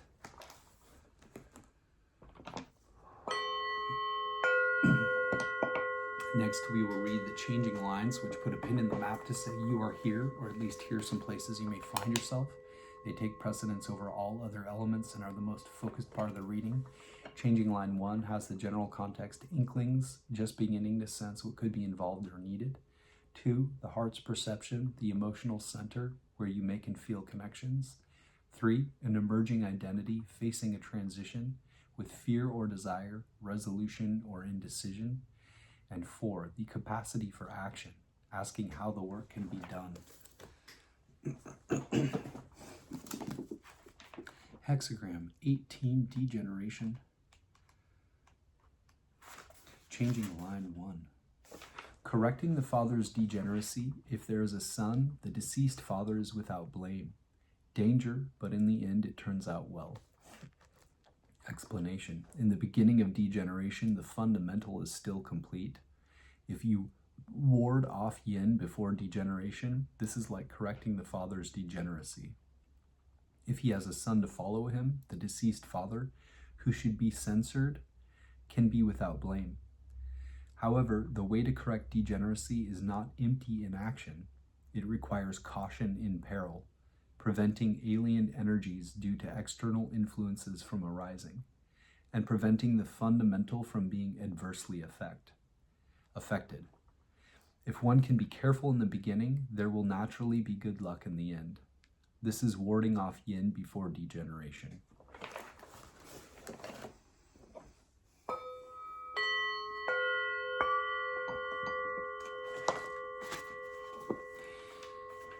Changing line 2. Correcting the degeneracy of the mother, it is improper to be righteous.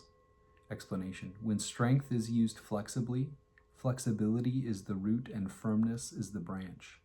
Not being excessively firm, not damaging the flexibility. Firmness and flexibility are united, and one is able to change adaptively according to circumstances. This is like correcting the degeneracy of the mother, in which it is not proper to be self-righteous. This is correcting degeneracy without being excessively adamant.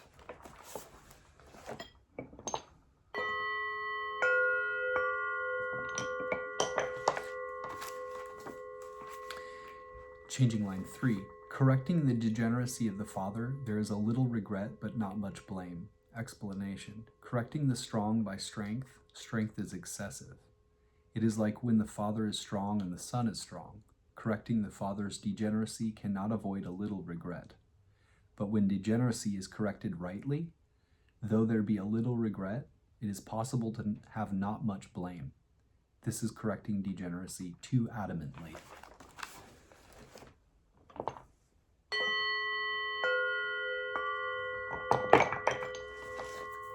And changing line 4, forgiving the degeneration of the father. If one goes on, there will be shame.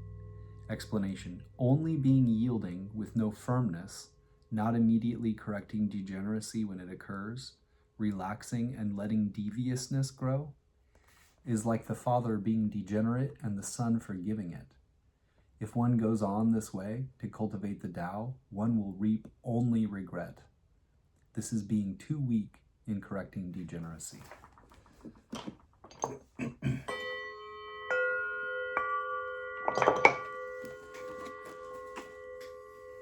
Next we will look at Browne Walker in the I Ching, or Book of Changes, a guide to life's turning points. Just recently started using this and I adore it. Thank you to whoever recommended I take a look at it. Hexagram 18, it was someone in the comment section. Coup, or work on what has been spoiled, decay. A challenge to improvement. That which has been spoiled through neglect can be rejuvenated through effort. Receiving this hexagram is a sign that there is a defect in the attitude of oneself, another, or one's society that should be corrected. Your task now is to bring conscientious thought and action to an area where stagnation has set in. Perhaps you engage in continual doubt about the wisdom of behaving according to proper principles. Perhaps you indulge in greed or vengeful thinking, or a harsh manner. In any case, the time has come to root out the decay. The I Ching counsels us to work energetically at this task, but only after proper deliberation. We are advised to spend 3 full days in understanding the defect, another day in resolving sincerely to remove it, and then 3 more days watching carefully to ensure that it does not return. This steady application of attention to the matter is the wind that carries away stagnation and brings new life in its place. It is likely that the problem is an old one, and equally likely that no solution will be immediately evident. We are cautioned not to abandon the cause. Only perseverance will reveal the great reward that is concealed within the problem. Whether the fault lies in yourself, another, or your community, their requirement is the same. Watch closely while remaining quiet, innocent, and sincere. After you have clearly identified the problem, act unswervingly to eliminate it with abandoning gentleness and inner balance in the process. After you have clearly identified the problem, act unswervingly to eliminate it without abandoning gentleness and inner balance in the process. When this course is completed, good fortune will be met.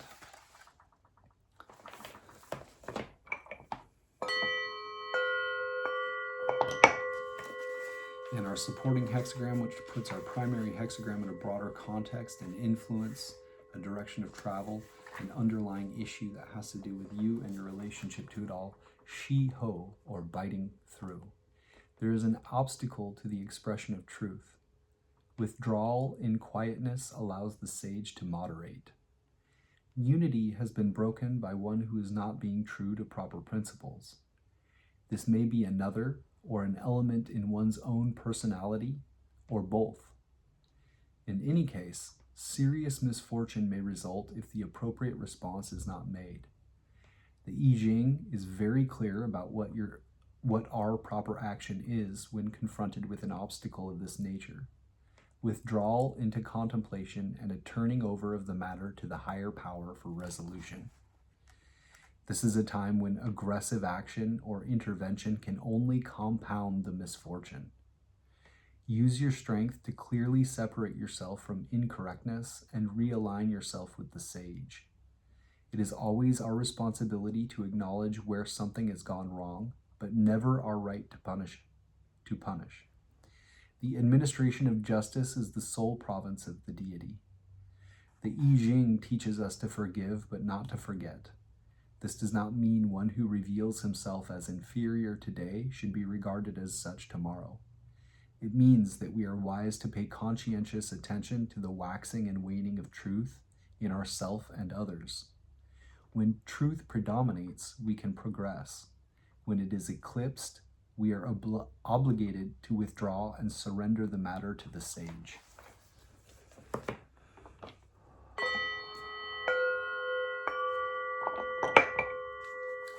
Now we'll look at our changing lines, which put a pin in the map to say you are here, or at least here are some places you may find yourself. They take precedence over all other elements and are the most focused part of the reading. Changing line 1 has the general context, inklings, just beginning to sense what could be involved or needed. 2, the heart's perception, the emotional center where you make and feel connections. 3, an emerging identity, facing a transition, with fear or desire, resolution or indecision. And 4, the capacity for action, asking how the work can be done. Changing line 1 of hexagram 18, degeneration, or work on what has been spoiled. Changing line 1.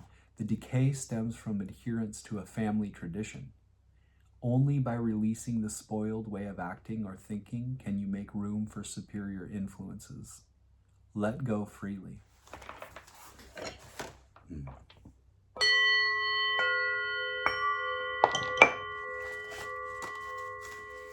Changing line 2. An underlying fear keeps you from seeing the truth. Be gentle but persistent with yourself in locating and releasing it.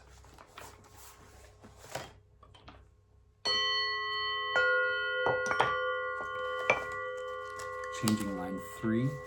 To proceed too vigorously in righting mistakes is to invite discord. However, no serious harm results as long as the imbalance is not excessive. More effort is better than less at this time.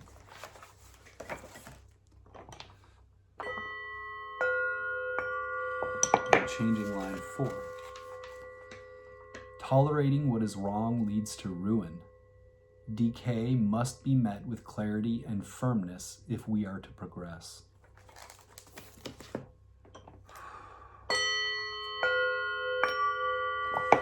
Next, we're going to find out the secret hexagram, which is the hidden influence behind the situation. To do so, we will get lines 2, 3, and 4 of our primary hexagram, and then 3, 4, and 5 of our supporting. So that would be solid, solid, broken. And then we will get broken, solid, broken, which will give us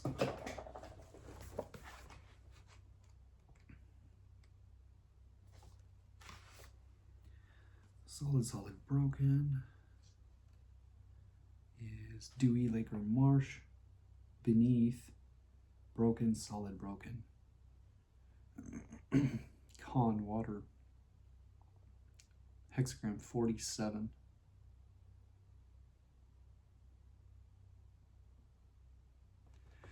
Dewy, lake, or marsh is beneath, right? So do we have that correct? No. I need to do this one over here. Dewy, lake, or marsh beneath. Con, water. Hexagram 60. Yeah.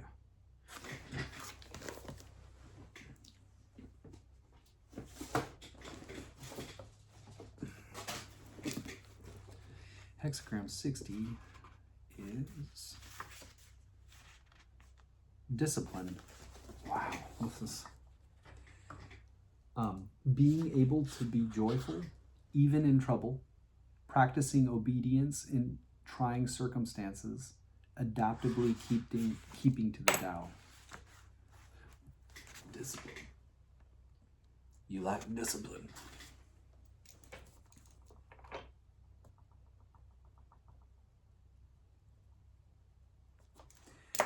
This is a rough one. Okay, who are we reading from? Definitely Browne Walker, but also Benabel Wynn. Okay, we'll start with Benabel Wynn for greater context.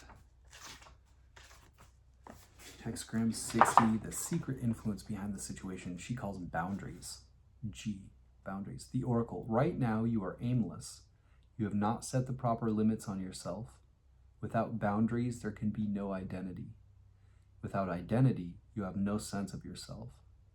Without a sense of yourself, you do not know what you really want and feel no purpose. Without feeling a purpose, you will remain aimless. Your way to success now is through self-discipline, and through self-discipline, you will realize what you really want. Tame your emotions.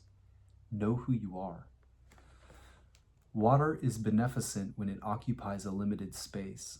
The lake must contain water, but it should never overflow with water. To ensure neither scarcity nor overflow, the level of the water must be checked constantly. The sage will devise measures to regulate and examine virtue, and then implement regulation and examination of virtue. That is how virtue can thrive among humankind. Every sage must set laws for the kingdom to flourish. The sage lives in accordance with systems of laws, and to live within boundaries, one must count, enumerate, reckon, and critique. Discuss matters of morality and virtue, matters of the heart and mind. Live what you discuss, your heart guiding your morality, and mind guiding your virtue. Venerate the gods and ancestors. Right now, you are aimless. You have not set the proper limits on yourself. You find such boundaries to be difficult and bitter. It is not an appropriate time for divination. The main reason you have not attained the success you are looking for in your endeavor is your aimlessness. You do not know what you really want. You do not know where you are going. Without boundaries, there can be no identity. Without identity, you have no sense of yourself. Without a sense of yourself, you do not know what you really want and feel no purpose. Without feeling a purpose, you will remain aimless.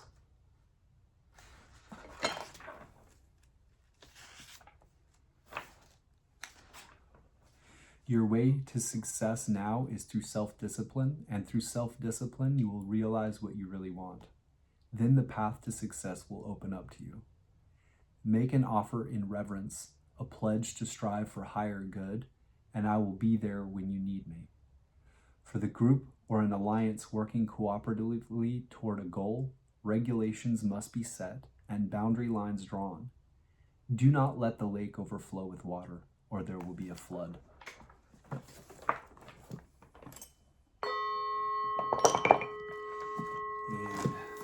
Hexagram 60, our secret hexagram in Browne Walker.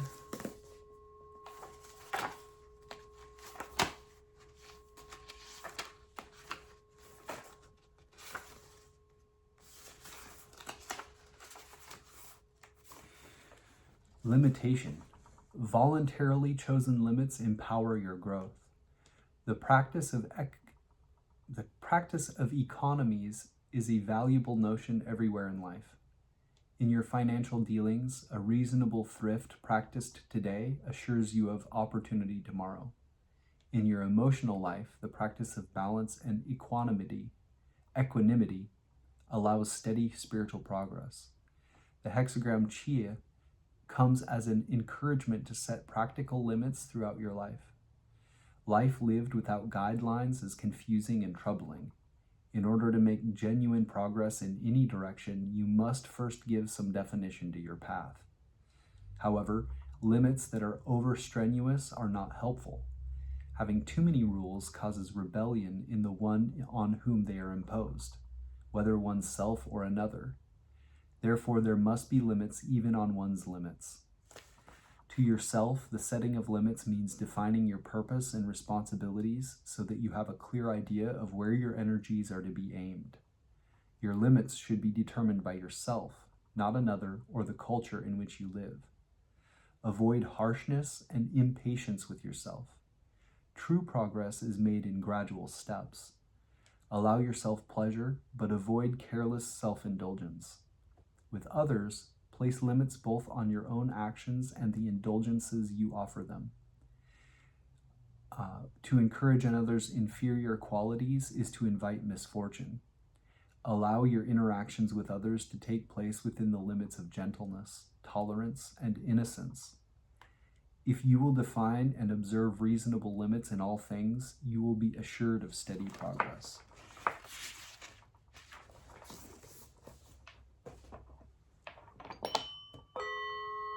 Alright, now we will attempt to sum up the reading while we get a randomly card-drawn chapter from the Tao Te Ching.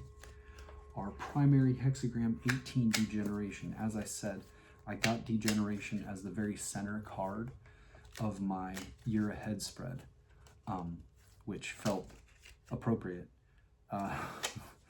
especially considering where we're at now in the year and what all is going on in the world. I'll take it. With degeneration, it is auspicious to cross the great river.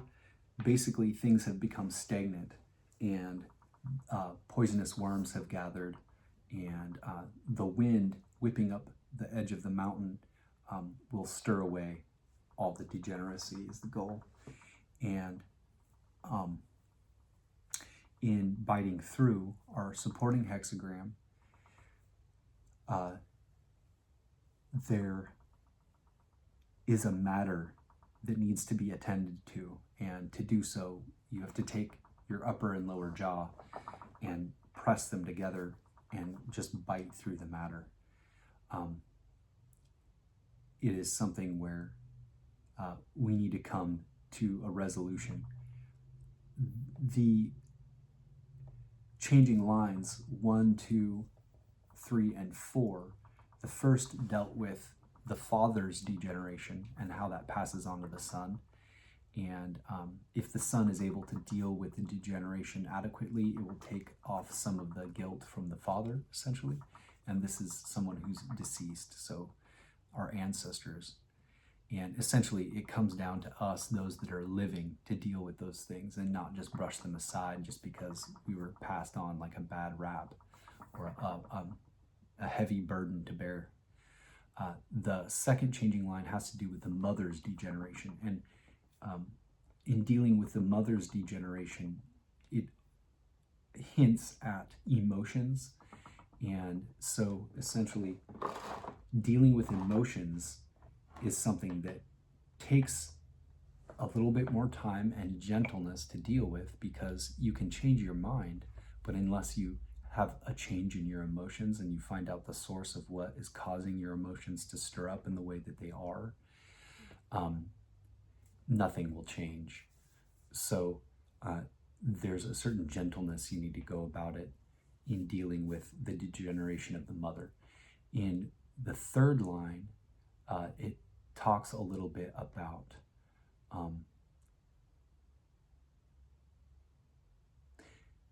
not needing to, hold on, let me take a look at James DeCorn's.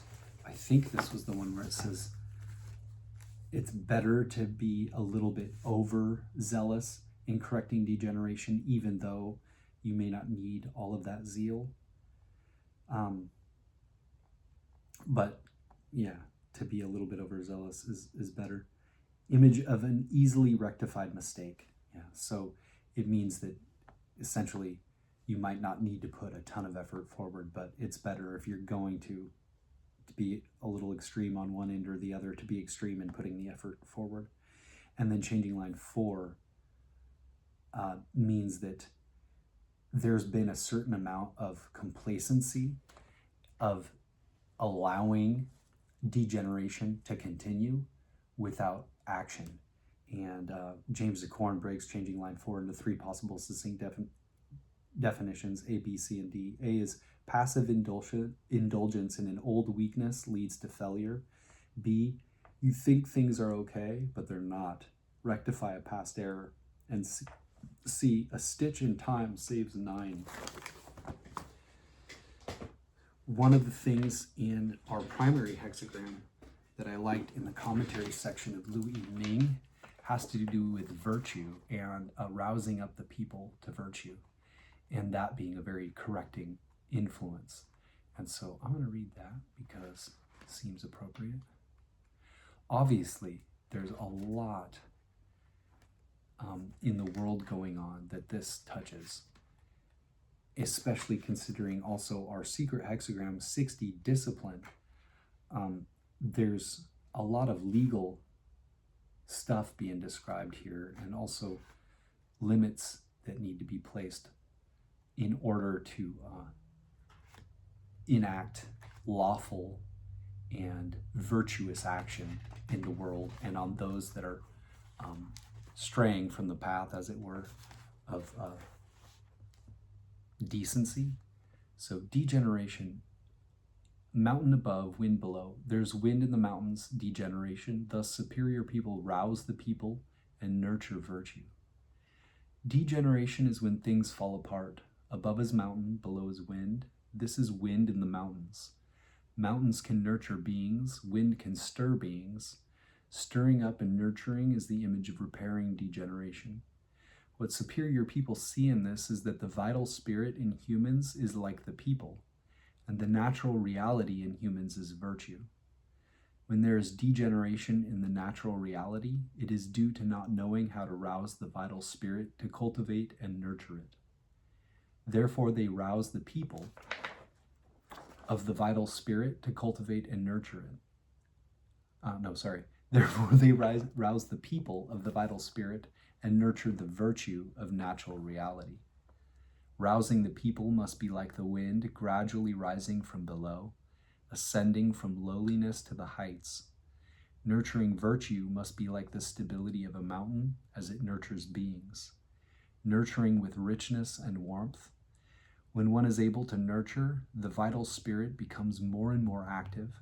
When one is able to rouse, natural reality attains development.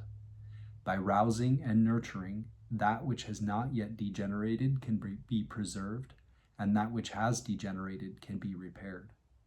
By gradual penetration, getting stronger with perseverance, one will eventually advance to the stage of ultimate good without evil, where there can be no degeneration. Without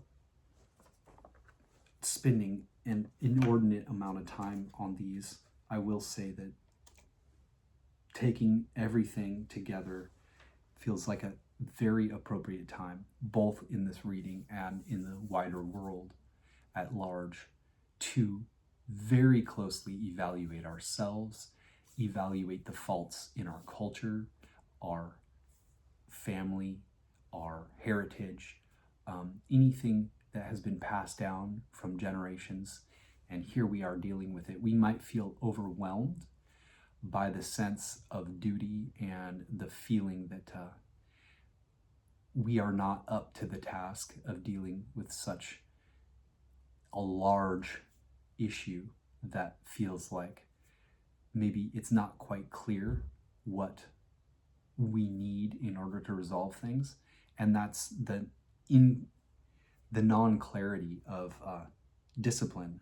Our secret hexagram, the hidden influence behind the situation, is it says we may not know what we want, and that might be part of the problem. So what could be done is to maybe spend some time focusing on maybe less so needing to wrap our heads around how to untangle all these wires, and more so on what might healthy living on a global scale look like, and trying to find that for ourselves. Maybe spend some effort in that area, since that's the secret hidden influence behind the situation. If we can clarify those things and figure out a way to define the edges of our path, so to speak, like Browne Walker talked about, then we can walk that path. If we don't even know what the path looks like, then focusing on just what's overtaking us, we might flee through the woods and just get caught up in brambles. So yes, in all of the changing lines and in our focus on correcting degeneration and biting through to get to the end result through legal proceedings, whatever needs to happen to do that, I would overemphasize the fact that we need to not be complacent and not allow ourselves to feel so overwhelmed that we don't take responsibility. A stitch in time saves 9. James DeCorn brought that up. So if something can be done early, that's better. An apple a day keeps the doctor away, so to speak, that kind of an idea as well. Right now it does feel like we're in the heat of it though, so time for preemptively dealing with things may feel like it's gone, and yet there are still things to go wrong potentially. there is much to correct.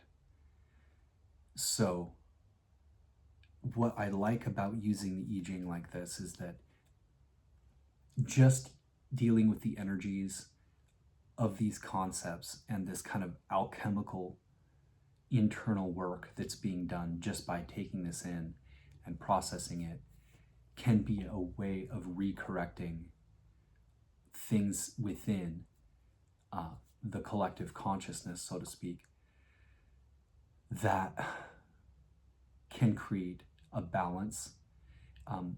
In one of those readings from somewhere, it might have been Browne Walker, but it talked about come to a corrective solution as quick as possible without losing balance. And so that might be one of the first things to consider.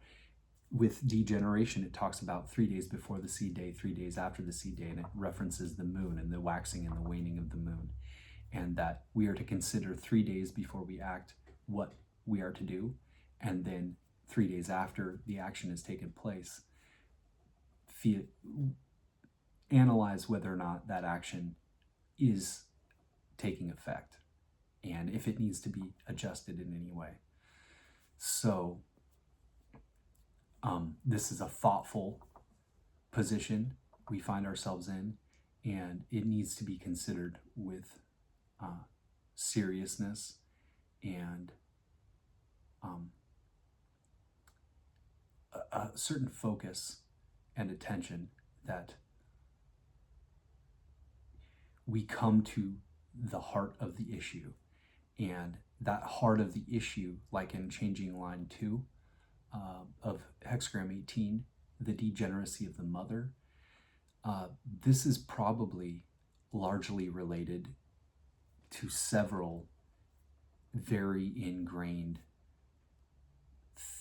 issues that a lot of emotion is wrapped around. And so gentleness is required, because you can change your mind quickly, but unless the emotions and that internal unconscious state is corrected, nothing actually changes.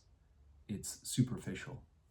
So maybe the seed day before the seed day, 3 days after the seed day, 3 days, is something to consider, how to come up with an idea of what the core issues may be internally within ourselves, but also in our cultures and wider world, and giving us a little bit of time to be gentle about how we go in and address things. And clearly, we are not to remain, like in Changing Line 4, just wash our hands of the situation and walk away. We cannot afford to avoid the situation. Basically, a lot of evil is able to be done when good people do nothing, right? That quote. That's kind of what we're looking at here, that there are a lot in the world that seek true justice and true peace and collaboration and cooperation. And to sit on our hands at such a time is something that I feel history will not forgive, nor will we ourselves. This is definitely a time to take action, but that action needs to be just.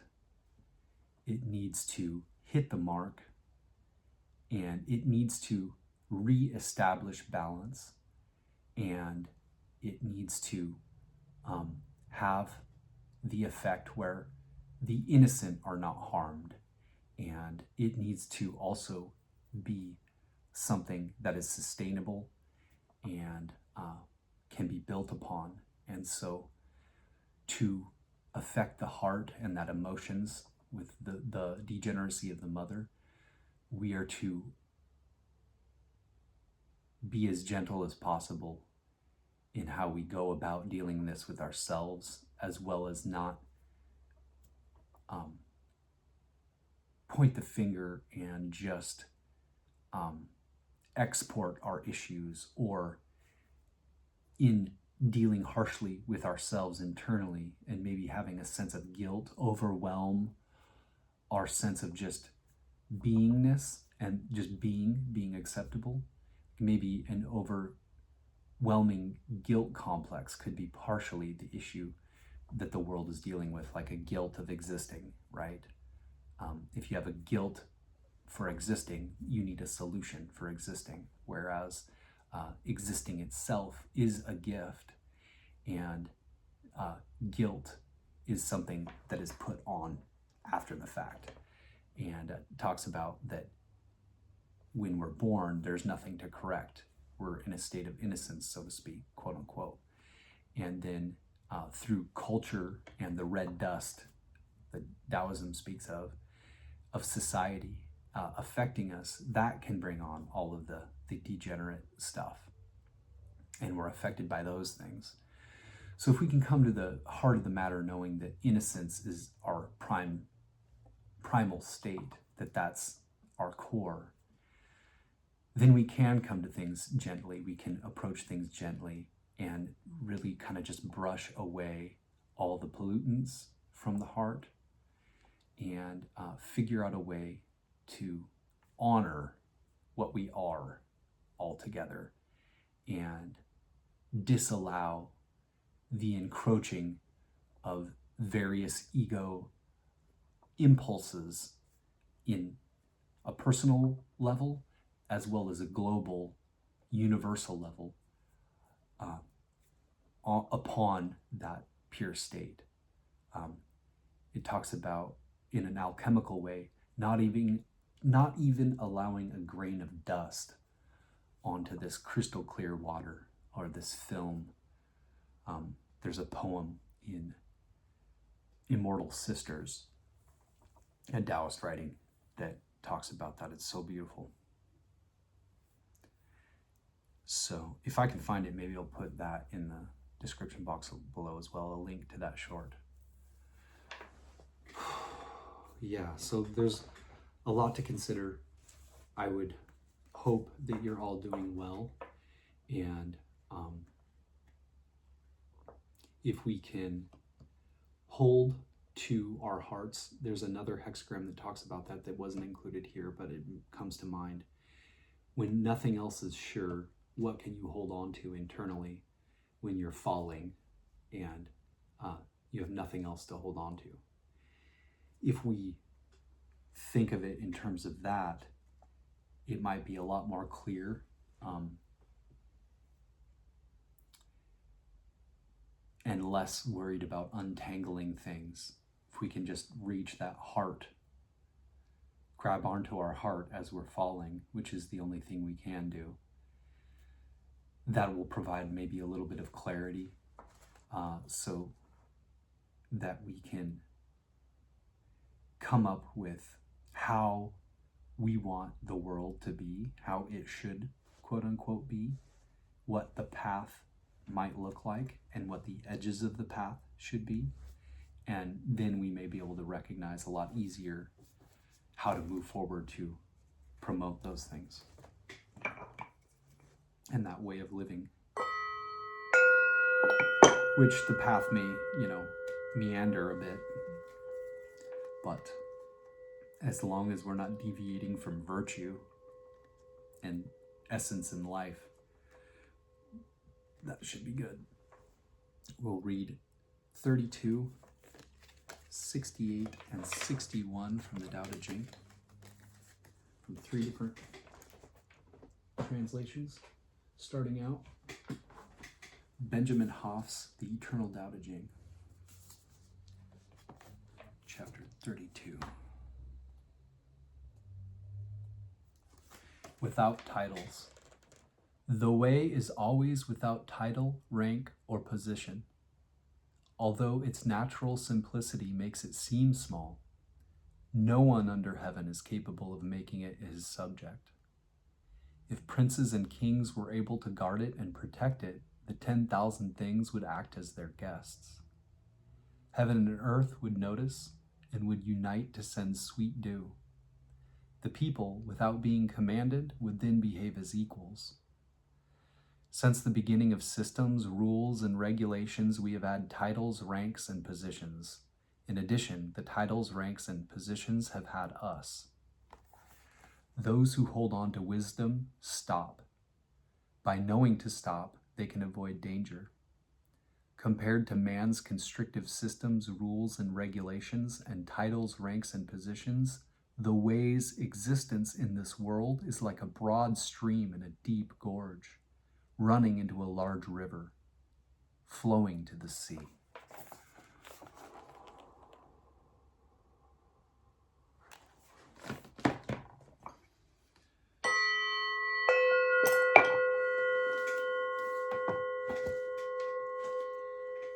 By G.H. Fu Feng and Jane English, the Tao Te Ching. 32. The Tao is forever undefined. Small though it is in the unformed state, it cannot be grasped. If kings and lords could harness it, the 10,000 things would naturally obey. Heaven and earth would come together and gentle rain fall. Men would need no more instruction, and all things would take their course. Once the whole is divided, the parts need names. There are already enough names. One must know when to stop. Knowing when to stop averts trouble. Tao in the world is like a river flowing home to the sea.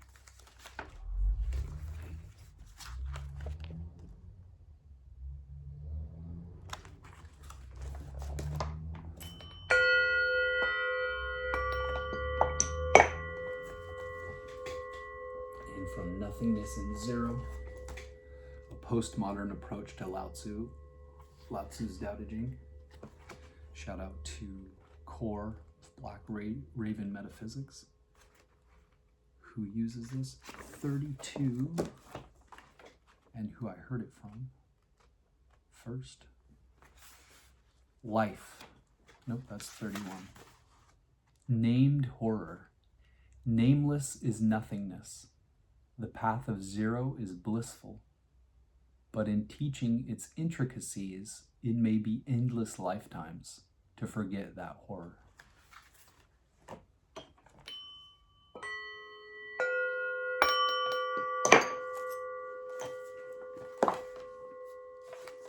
Next is chapter 68, starting with Benjamin Hoff.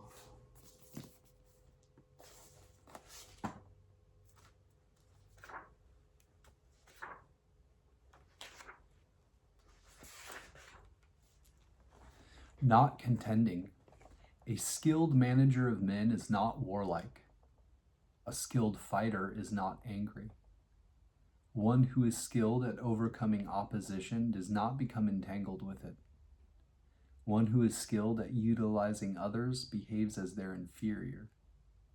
Those principles are referred to as the virtue of not contending, making use of the strengths of others and matching heaven. They are the highest achievements of the ancients.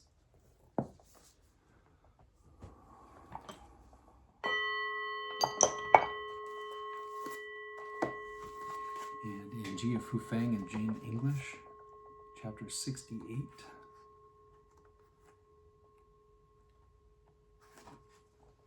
A good soldier is not violent. A good fighter is not angry. A good winner is not vengeful. A good employer is humble. This is known as the virtue of not striving. This is known as ability to deal with people. This, since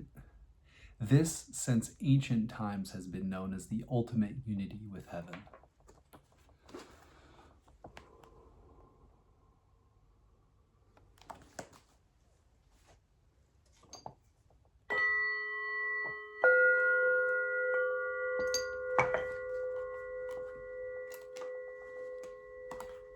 And 68 in Nothingness and Zero. Goodness. In a different age, that of goodness, of gold, only humility ruled.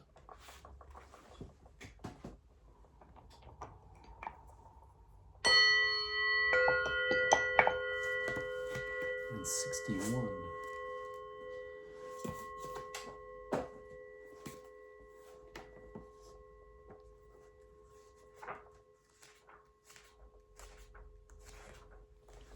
One that lies below. A great state is one that lies below, the restless flow of movement. All under heaven's crossings swale, all under heaven's female. The female always uses peace and stillness to overcome the male.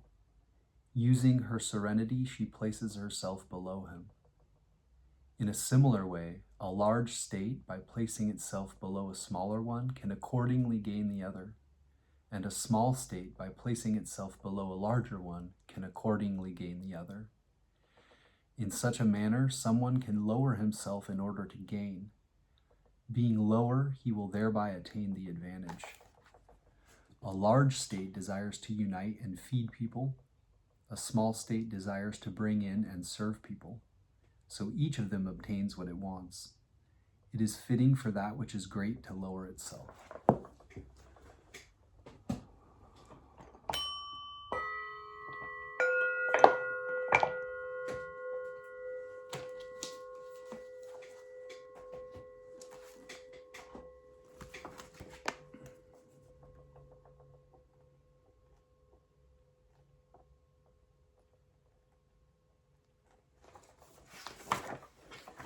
Yeesh. 61. A great country is like low land. It is the meeting ground of the universe, the mother of the universe. The female overcomes the male with stillness. Lying low is stillness. Therefore, if a great country gives way to a smaller country, it will conquer the smaller country. And if a small country submits to a great country, it can conquer the great country. Therefore, those who would conquer must yield, and those who conquer do so because they yield. A great nation needs more people. A small country needs to serve. Each gets what it wants. It is fitting for a great nation to yield.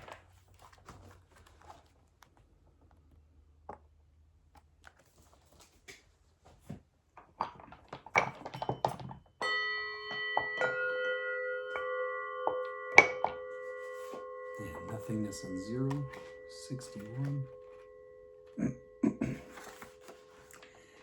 3 as 0, 1, 2. Live in peace and harmony. By birth, some are male, others female. This is the two. The female, in submitting, conquers the male with bliss. 0 is thus emulated in this union.